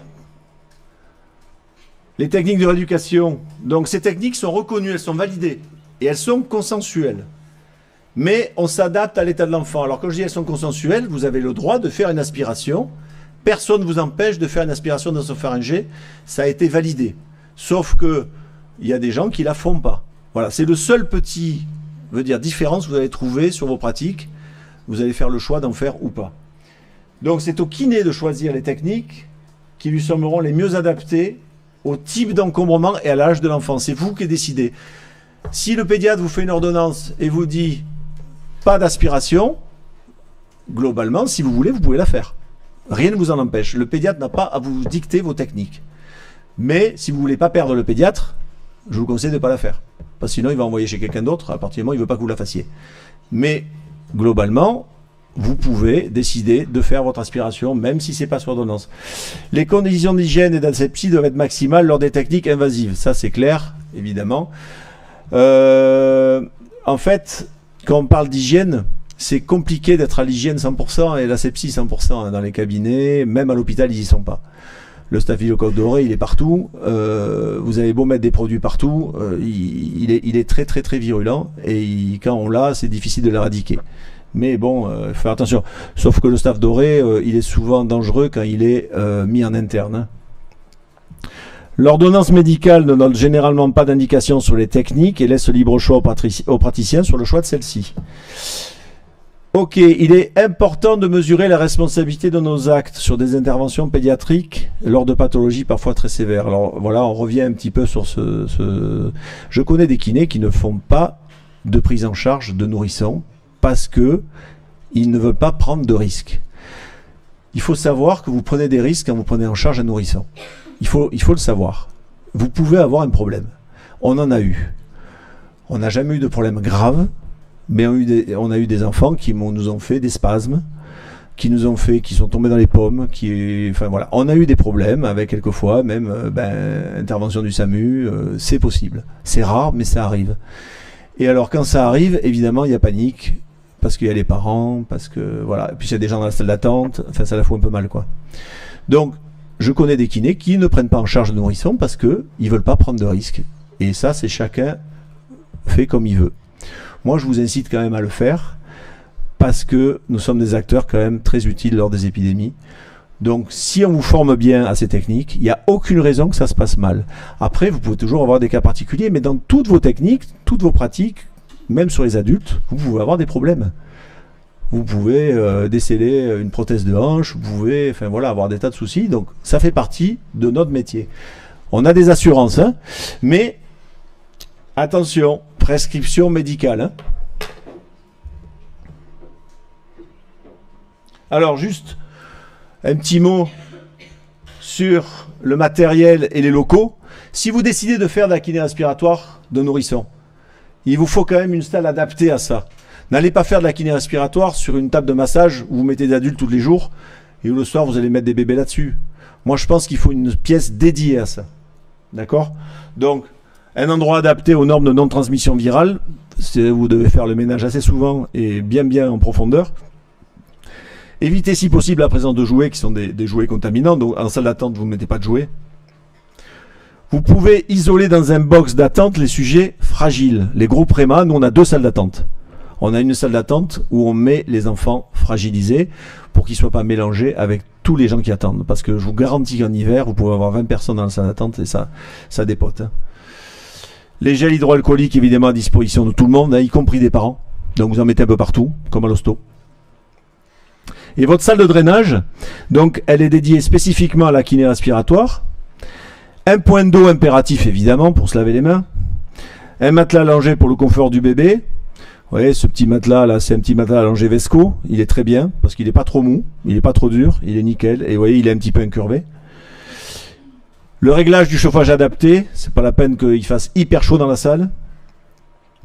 Alors les infrarouges de maternité, c'est sympa quand vous déshabillez les bébés.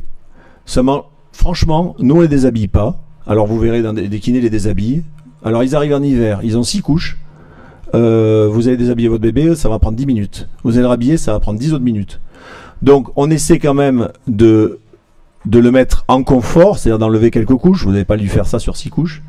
Mais vous allez lui laisser, comment dire, un body au moins, pour que vos mains ne le marquent pas. Quand vous faites des pratiques manuelles sur un bébé, vous avez de grandes chances de le marquer parce qu'il est fragile au niveau cutané. Donc du coup, vous allez lui laisser un petit habit pour ne pas le marquer quand vous faites vos pratiques. Voilà. Mais après, chacun fait ce qu'il veut. Hein. Si vous les déshabillez, vous les déshabillez. Et en plus, franchement, si c'est pour qu'ils prennent encore plus froid, c'est pas la peine. Donc nous, on ne les habille pas. Chacun fait comme il le veut. Le revêtement mural proche du matelas doit être de type lavable parce que vous avez sur le carrelage, quand vous tournez votre bébé, vous allez avoir plein de sécrétions qui vont partir sur les carreaux. Donc là, il faut que ça soit lavable tout de suite. Entre chaque enfant, vous allez passer un produit désinfectant, y compris sur le plan de travail.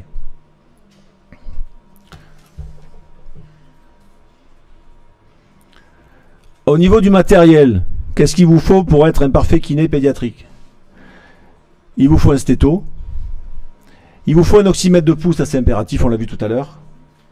Alors, un aspirateur de mucosité ou pas, ça dépend de vous, si vous voulez aspirer ou pas. Des sondes d'aspiration si vous aspirez. Alors, les diamètres, c'est 6, 8, 10. Plus c'est gros, plus c'est petit au niveau du diamètre. Moi, je prends des sondes de 8. C'est idéal pour un enfant. Réglage d'hygiène et asepsie. Donc, les entretiens pharmaceutiques par des antiviraux sont impératifs. Lavage des mains. Alors, blouse, masque, gants. Alors, si vous voulez vous transformer en praticien hospitalier, vous pouvez faire ça. Seulement, l'enfant, dès qu'il va vous voir, il va se mettre à hurler. Parce que vous allez arriver avec votre masque, votre blouse. Voilà. Donc, nous, on met pas. On met pas de gants, on met pas de masque, on met pas de blouse. Le masque, on le met si on est enrhumé.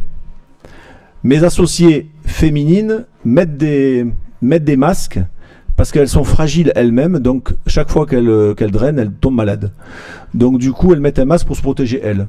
Bon, nous, on est vieux, les virus ne nous aiment plus.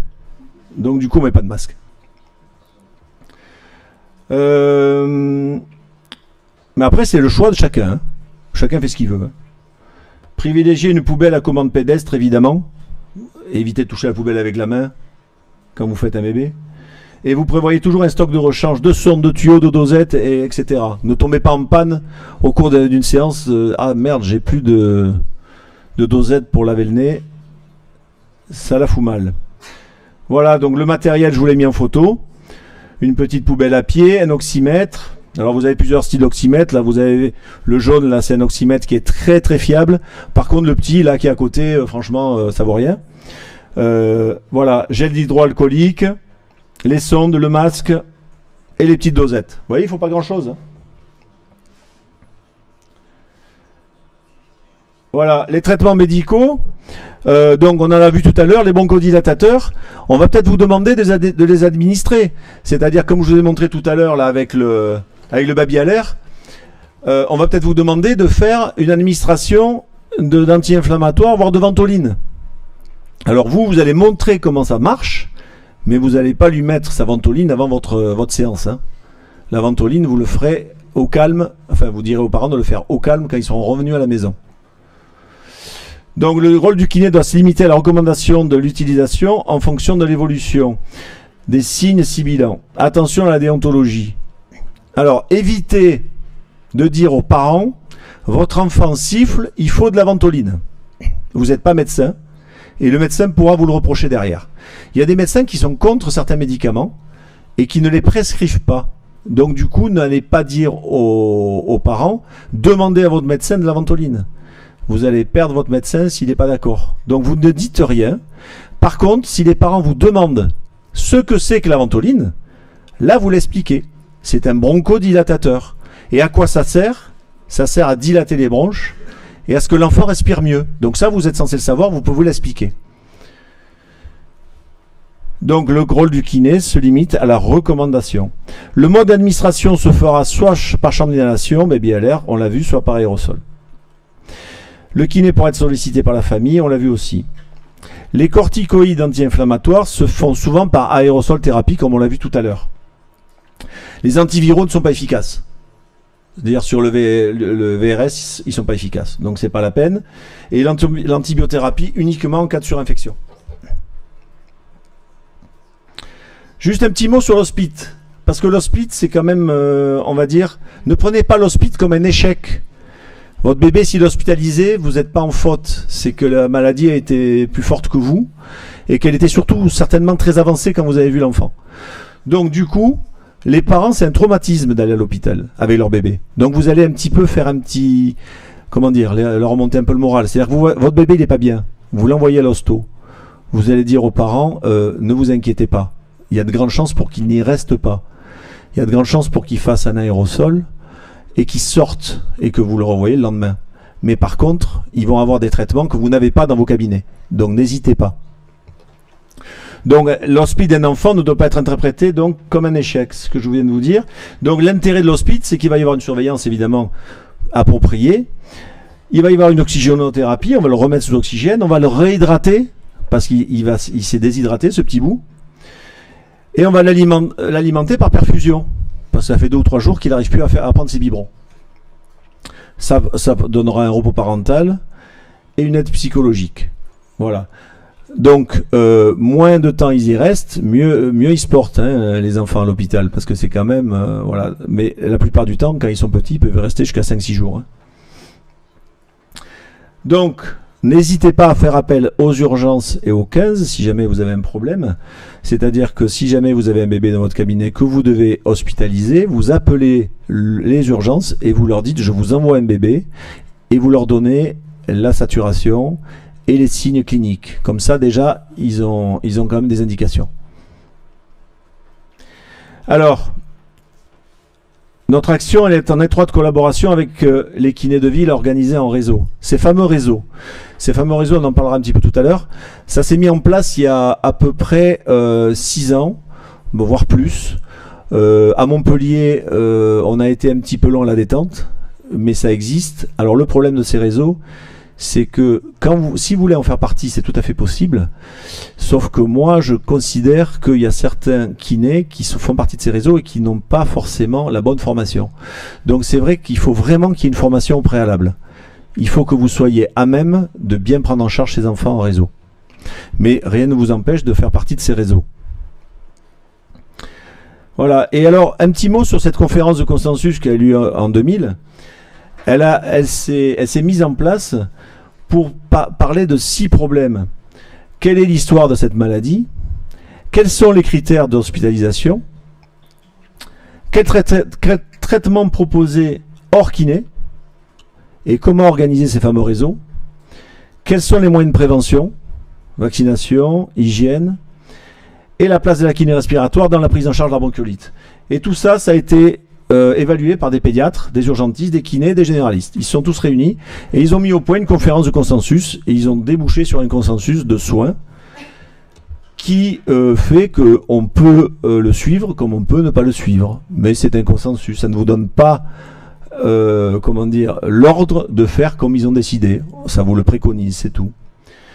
Les réseaux de soins, vous avez plusieurs acteurs, vous avez le pédiatre, vous avez le kiné, vous avez les urgences, l'hôpital. Donc, qu'est-ce qui se passe? Le bébé voit le pédiatre. Le pédiatre, il va faire un premier tri. Il va envoyer soit au kiné, soit aux urgences. Les urgences, ils vont faire un second tri.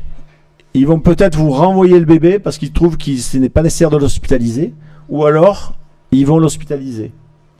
Et vous, kiné, vous allez recevoir un bébé du pédiatre et vous allez avoir le choix de le mettre renvoyé chez lui, après l'avoir traité, ou de l'envoyer aux urgences. Donc ces réseaux de soins, on marche en communication avec les pédiatres, les services d'urgence et autres. Et ça fonctionne bien. Alors juste un petit mot sur cet article qui a réglementé l'exercice de la kinésithérapie sur certains actes. Et là, alors j'avais trouvé ça. Donc, évidemment, sur prescription médicale, et à condition qu'un médecin puisse intervenir à tout moment, le masseur kiné est habilité, donc élongation vertébrale, je vous passe, c'est pas le sujet, à participer à la rééducation respiratoire, ok. Et dans le cadre des traitements prescrits par le médecin et au cours de la rééducation, le MK est habilité, au cours d'une rééducation respiratoire, à pratiquer les aspirations rhinopharyngées et les aspirations trachéales chez un malade trachéotomisé. On a le droit de pratiquer une aspiration sur une trachéo. Hein. Rien ne nous l'empêche. Administrer en aérosol, préalablement à l'application de techniques de désencombrement ou en accompagnement de celui-ci, des produits non médicamenteux ou des produits médicamenteux. Donc vous pouvez faire un aérosol, vous pouvez faire un baby à l'air, vous avez le droit. À mettre en place une ventilation par masque. Et c'est là où j'ai été surpris. Ça veut dire que vous pouvez ventiler un enfant avec un masque. Moi, je pense que c'est quand même un peu risqué. Ça veut dire que si vous le ventilez, ça veut dire qu'il n'est pas bien. Hein. Ça veut dire qu'il a besoin d'être ventilé. Moi, je ne ventile pas un enfant, sauf en cas d'urgence, évidemment. Style bouche à bouche et compagnie. Hein. À mesurer le débit respiratoire maximum. Voilà ce que vous avez le droit de faire et sur lequel vous serez couvert.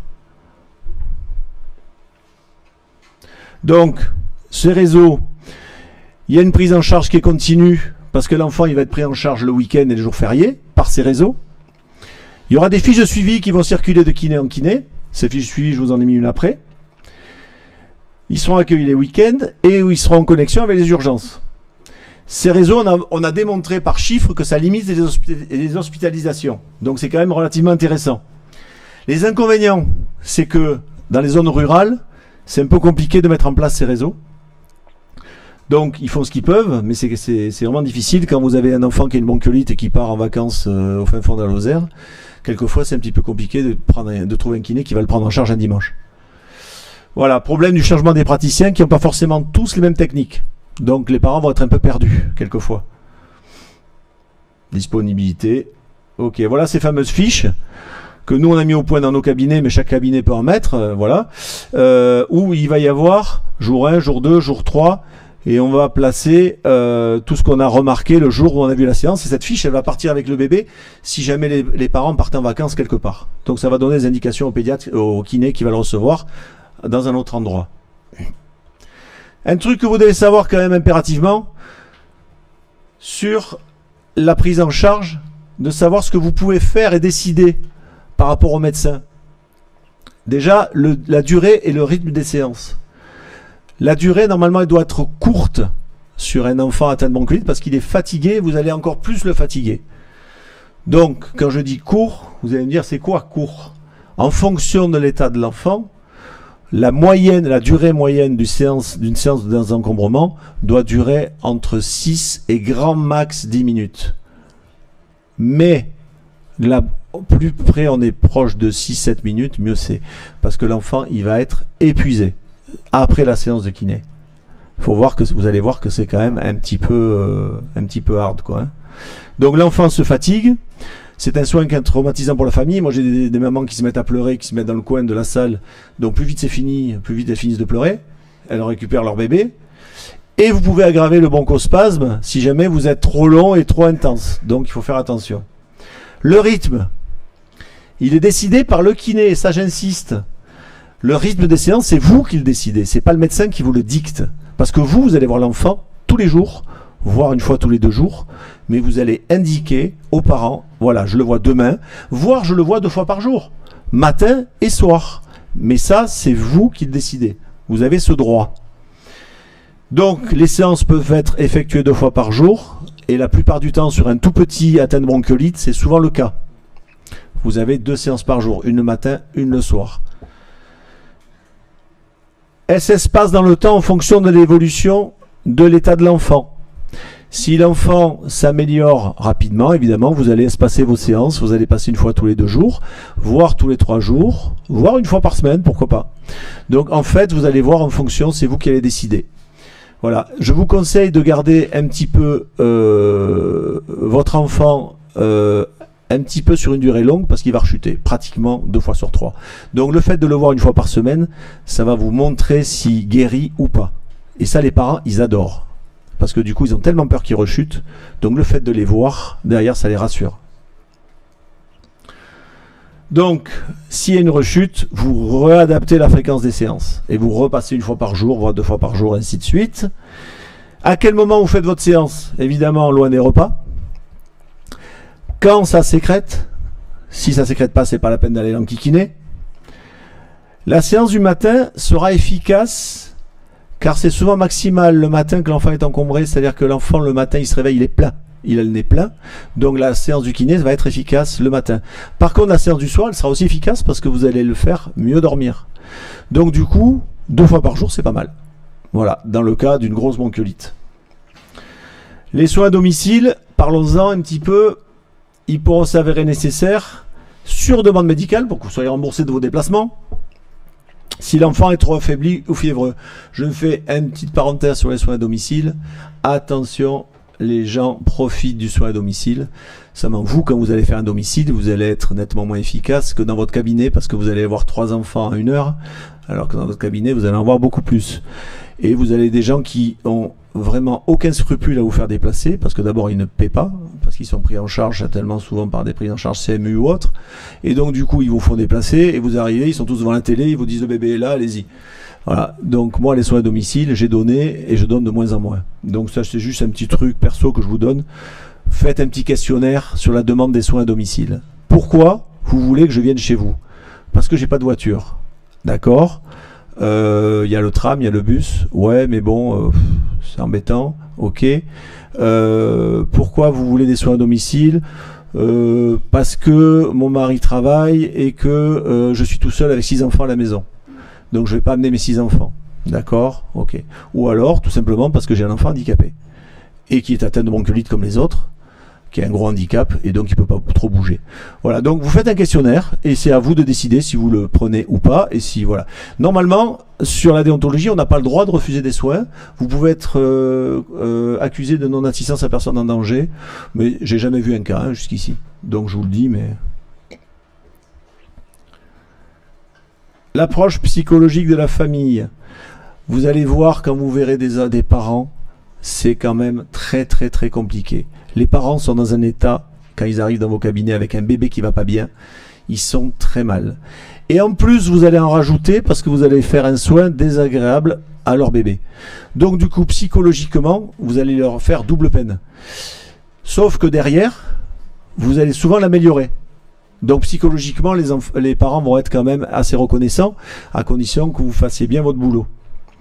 Donc vous avez une nécessité d'expliquer le mécanisme des troubles de l'enfant. Vous devez connaître comment ça se passe et leur expliquer que c'est pas grave, qu'on va s'occuper de leur bébé et que ça va aller mieux, mais que si jamais il y a une hospitalisation, il ne faut pas paniquer. Ça arrive. Voilà. Apprentissage du lavage de nez aux parents. Les parents ne savent pas laver les nez. Donc vous allez leur apprendre. Si besoin d'hospice, on dédramatise. On justifie la décision et on explique. On entoure. La guidance parentale, après, les conseils d'hygiène, privilégier la position des clives et la température de la chambre autour de 18 degrés. On ne chauffe pas en cas de bronchiolite, sinon vous asséchez. Et on ne couvre pas, on ne met pas 4 couches la nuit avec 4 babys gros. Ça s'est vu. On ne se substitue pas au médecin en influence au traitement médical. J'insiste avec ça parce que ça, on le voit trop. On ne critique pas la décision médicale, même si elle nous paraît inadéquate. Donc, on peut avoir son libre arbitre, mais on évite d'en parler, surtout aux parents, parce qu'ils répètent tout. Et pas de décision d'hospitalisation sans concertation médicale au préalable, sauf si, évidemment, le médecin n'est pas là. Mais les médecins aiment bien être mis au courant de ce que vous allez faire. Donc, vous le prévenez. En conclusion, donc, faut-il envisager une alternative à la kiné respiratoire dans la prise en charge des bronchiolites? Ça, c'était une réunion qui avait eu lieu lors d'un symposium à Toulouse. Ils avaient regardé si on pouvait faire autre chose que la kiné pédiatrique sur une bronchiolite. Eh bien non, on ne peut rien faire d'autre pour des encombrements d'enfants. Nous sommes les seuls acteurs qui puissent quand même faire quelque chose sur ces bronchiolites. Donc, par contre, il faut mettre en avant les risques liés à ces techniques. Les fractures de côte, parlons-en un petit peu. Je n'ai jamais, en 35 ans d'exercice, fracturé une côte. Mais c'est arrivé. Quelquefois, il peut y avoir des fragilités osseuses et puis surtout des mauvaises pratiques. Si vous faites une AFE sur une inspiration, vous allez avoir un problème. Donc du coup, faites attention quand vous faites votre AFE. Les côtes sont fragiles. Vous ne quichez pas comme des malades. Hein. Mauvaise pratique de certains kinés qui ont découragé les prescripteurs. Alors évidemment, les kinés qui font encore du clapping, ben les prescripteurs, ils prescrivent plus. Ils disent non, mais attendez, ça sert à rien, c'est bon. Ou alors ils prescrivent, ils envoient ailleurs. Mais quand ils sont dans les villages, c'est compliqué. Les études hospitalières, on en a parlé, qui ont été défavorables à la kiné respiratoire. Et la Sécu, qui est souvent obstructrice, c'est-à-dire qu'en fait, qui trouve qu'il y a beaucoup trop de drainage l'hiver, que ça veut dire quoi, tous ces enfants malades qu'on traite. Et puis après, vous leur faites une belle étude qui leur explique que l'hospitalisation, ça coûte tant, et qu'une séance de kiné respiratoire, ça coûte 20 €. Voilà. Alors là, ils se disent, ah oui, quand même, ouais. Donc, la France reste cependant un des rares pays au monde où la prise en charge kinésithérapique est reconnue, et donc prise en charge par l'assurance maladie. Dans les autres pays, en Espagne, en Italie, en Allemagne, on fait du drainage, mais ce n'est pas remboursé. Donc, on en fait beaucoup moins. Le seul pays où c'est remboursé à 100%, c'est la France. Donc il est clair qu'on a du boulot. Peut-être que ça ne va pas durer. Hein. Peut-être dans quelques années, ça sera fini. Pour le moment, c'est le cas. En tout cas, je pense que si jamais ils veulent le dérembourser, il y aura quand même là un gros problème avec les médecins. Le kiné est un acteur essentiel de ce problème reconnu de santé publique, ça on l'a dit. Et il est donc essentiel de privilégier votre formation. Et les pratiques post-diplôme. Vous avez des formations après vos diplômes qui vous incitent à faire des formations courtes, remboursées par le FIFPL, qui vous permettent de... Alors, cibler les bonnes, hein, parce que quelquefois, c'est pas terrible. Voilà. Les qualités essentielles d'un praticien désireux de prendre en charge ces pathologies seront compétences et disponibilité. Ouais. Voilà. Donc, je vous montre. Il nous reste un petit peu de temps pour vous montrer deux petits films que j'ai tournés hier. Hop. Alors, j'espère que ça va marcher. Il y a du son ou pas? Voilà. Ok. Alors, Gabriel. Je l'ai vu hier. Est-ce que vous pouvez me donner les signes qu'il a actuellement pour que vous soyez venu faire un drainage? J'ai pas de son. D'accord. Dommage, on n'entend pas ce qu'a dit la maman. Problème au niveau des bronches. Ne tousse pas beaucoup. Quelqu'un pourrait voir si on pouvait mettre du son, non? D'accord. Est-ce qu'il n'y en a pas? Et le médecin, vous l'avez vu quand? Aujourd'hui? Hein? Où ça, là, sur le clavier? Oui. Et ouais, mais je suis à fond là. Je suis à fond. Bon, globalement, je vous ai... Non, il n'y a pas plus de son. Bon, là, je me suis fait rouler dans la farine hier parce que cette maman, elle m'amène son bébé. En fait, elle est médecin, je ne le dis pas. Je fais de la rééducation périnéale. Donc, du coup, je lui dis plein de choses. Et puis, au bout d'un moment, je lui dis qui c'est votre médecin. Elle lui dit c'est moi. Je lui dis d'accord, bon. Donc, je lui dis plein de trucs, machin, là, je fais mon baratin habituel. Voilà. Donc cet enfant, elle me l'amène, elle est médecin, elle a choisi de me l'amener d'elle-même, elle a fait l'ordonnance elle-même, et elle me dit, il a une bronchiolite. Moi je le vois, il va très bien. Donc je commence un petit peu à regarder ses signes, je fais un petit examen clinique rapide. Vous voyez, il a une bonne couleur, il respire pas vite, il n'a aucun signe clinique me parlant de bronchiolite. Donc après je lui dis, mais vous êtes sûr quand même qu'il a une bronchiolite? Il me dit, ah oui, il siffle, il siffle, il siffle. Donc je vais lui mettre un petit coup de stéto pour regarder. Donc là, elle me l'a dit qu'elle était médecin, ça y est, je le sais. Voilà. Et puis là, franchement, je n'entends rien. J'entends juste des voies aériennes supérieures bouchées. C'est-à-dire, en fait, ce bébé, il a tout simplement une rhino, une bonne rhino, avec un nez encombré. Il va falloir que je le dégage, parce que le médecin tient à ce que je le dégage. Mais il n'a pas de bronchiolite. Alors, on va commencer, hop, la séance. Bon, vous voyez qu'on ne dit rien. Ça va pas être très agréable. Voilà. Là, il commence à râler. Voilà. Le dernier biberon, on monte à quelle heure? Alors, pendant que tu fais ça, je lui pose des questions toujours. 16 heures. D'accord.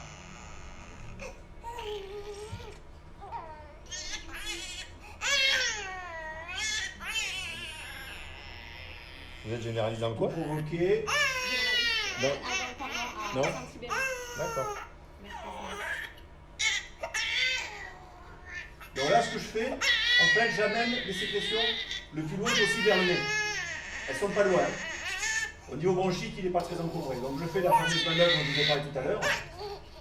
Et au bout d'un moment, vous allez voir, ça va commencer un petit peu à arriver. Vous voyez que je presse quand même.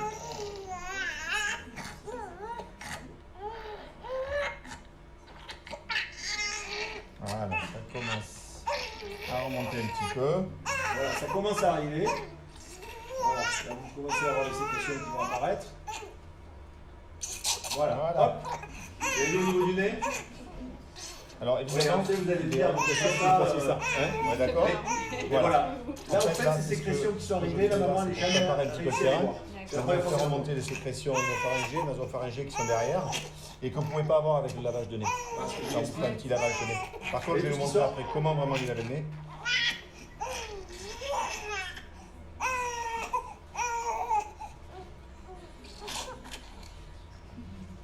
Voilà, vous voyez. Et pourtant, quand elle est arrivée, on n'entendait rien. Ça m'a vraiment les débuts quand même qui est encombré au niveau sauf que c'est pas une bronchiolite. Mais ça peut être un début par contre. Ça commence comme ça, une bronchiolite, c'est un nez qui s'encombre. Voilà. Bon, encore Sinon, je suis par un pédiatre, on va normal. derrière. C'est ça?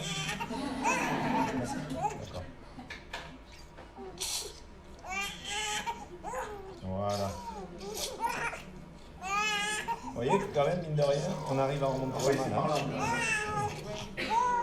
Effectivement, mais j'ai senté et qu'il Ah ouais, ouais. mais Alors après, je vais lui faire un petit lavage de nez. donner rien. Alors, lavage de nez. Donc, du coup, on bloque le bébé. Regardez la On lui met les position. deux bras le long du corps. Je me couche sur lui, je lui bloque les épaules, On bloque le menton. Ici, là. je lui bloque la tête sur le On côté. presse d'un coup sec. Il bouge Et plus. on Regardez attend. le sérum où il On est. attend que l'enfant, voilà, Regardez le sorte sérum. le sérum. Il a fait le tour. Si vous le laissez remonter trop tôt, vous allez tout passer derrière au niveau sur RORL. Hein. Oui, alors, Vous faites un petit nettoyage et vous faites de l'autre côté. Regardez le sérum, vous voyez, il est là. Hein. Oui, oui. Voilà, donc du coup, il n'a pas pris de sérum derrière. Hein. alors, il est clair que ce bébé, il n'a pas une bronchiolite. Allez, on presse, Donc, je le on ferme ménage la pas. bouche et voilà, et on attend que ça Il coule. aurait une bronchiolite, ce n'est pas bien. Voilà. Vous voyez que je reste un bon moment sur le côté. Hein. Et contrairement à ce que les parents font souvent, c'est que les parents laissent redresser la tête trop tôt. Donc du coup, il y a tout qui passe derrière. Hein. Mon bébé, ouais, je sais, c'est pas marrant. C'est pas marrant.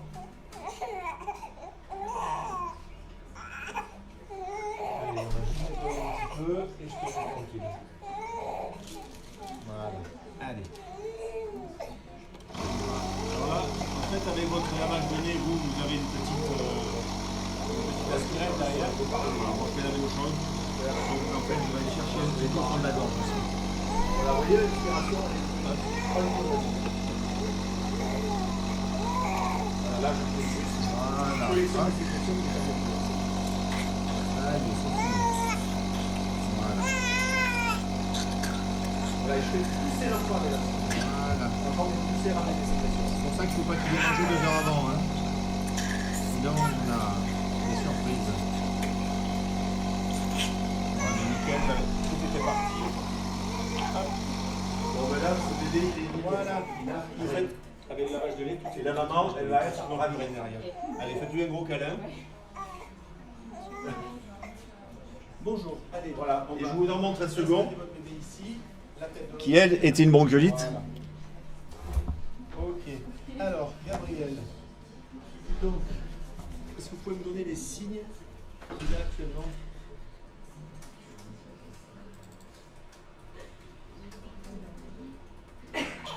Celui-là aussi, je l'ai vu hier.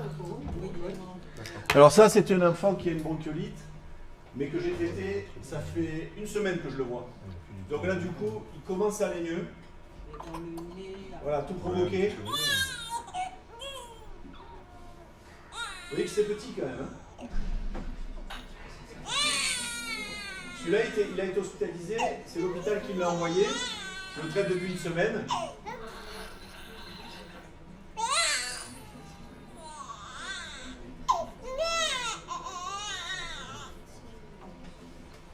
C'est la main qui se cache un peu.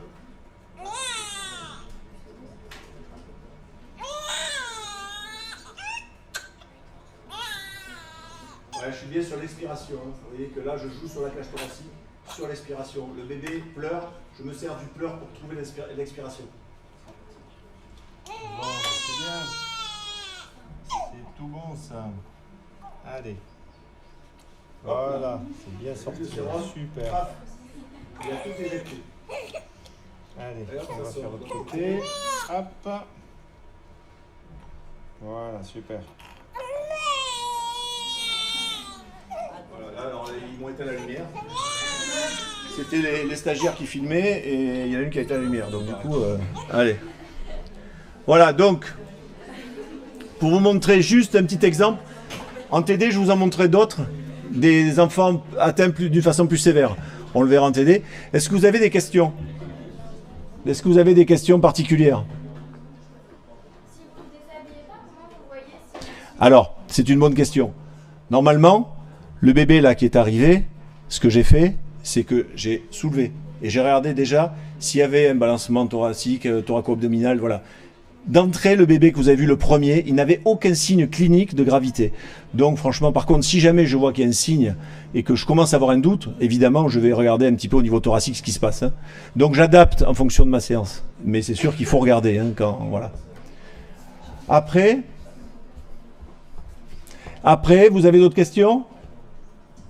C'était clair? Ouais? Bon, alors, s'il n'y a plus de questions... En travaux dirigés, on va travailler sur les techniques d'AFE, sur la toux provoquée, sur les lavages de nez et sur l'aspiration nasopharyngée. On fera des petits groupes de travail et après, à la fin, on se mettra dans les conditions d'une séance. C'est-à-dire qu'en fait, il y aura un bébé, mais un bébé comme ça. Il y en aura une qui jouera la maman, une qui jouera le kiné et on fera ça pour que vous soyez bien à même de dire ce qu'il faut dire à des parents, parce que c'est ça qui est important. Et je crois qu'on se voit début novembre. C'est bon? Eh bien, je vous lâche.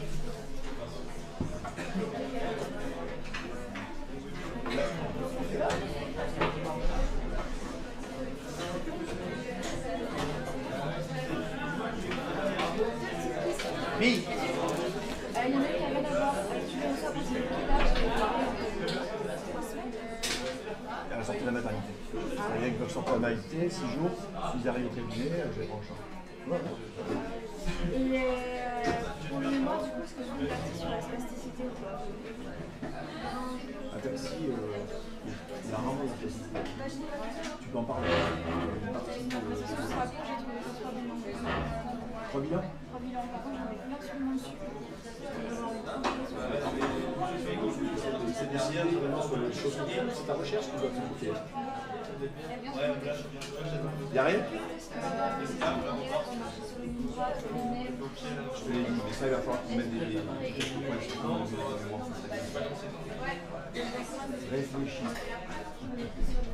Oui? Bonjour. Oui.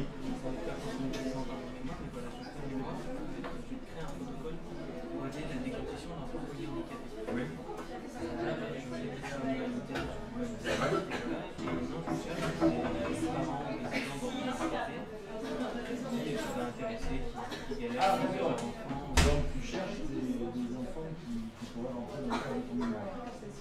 Enfants,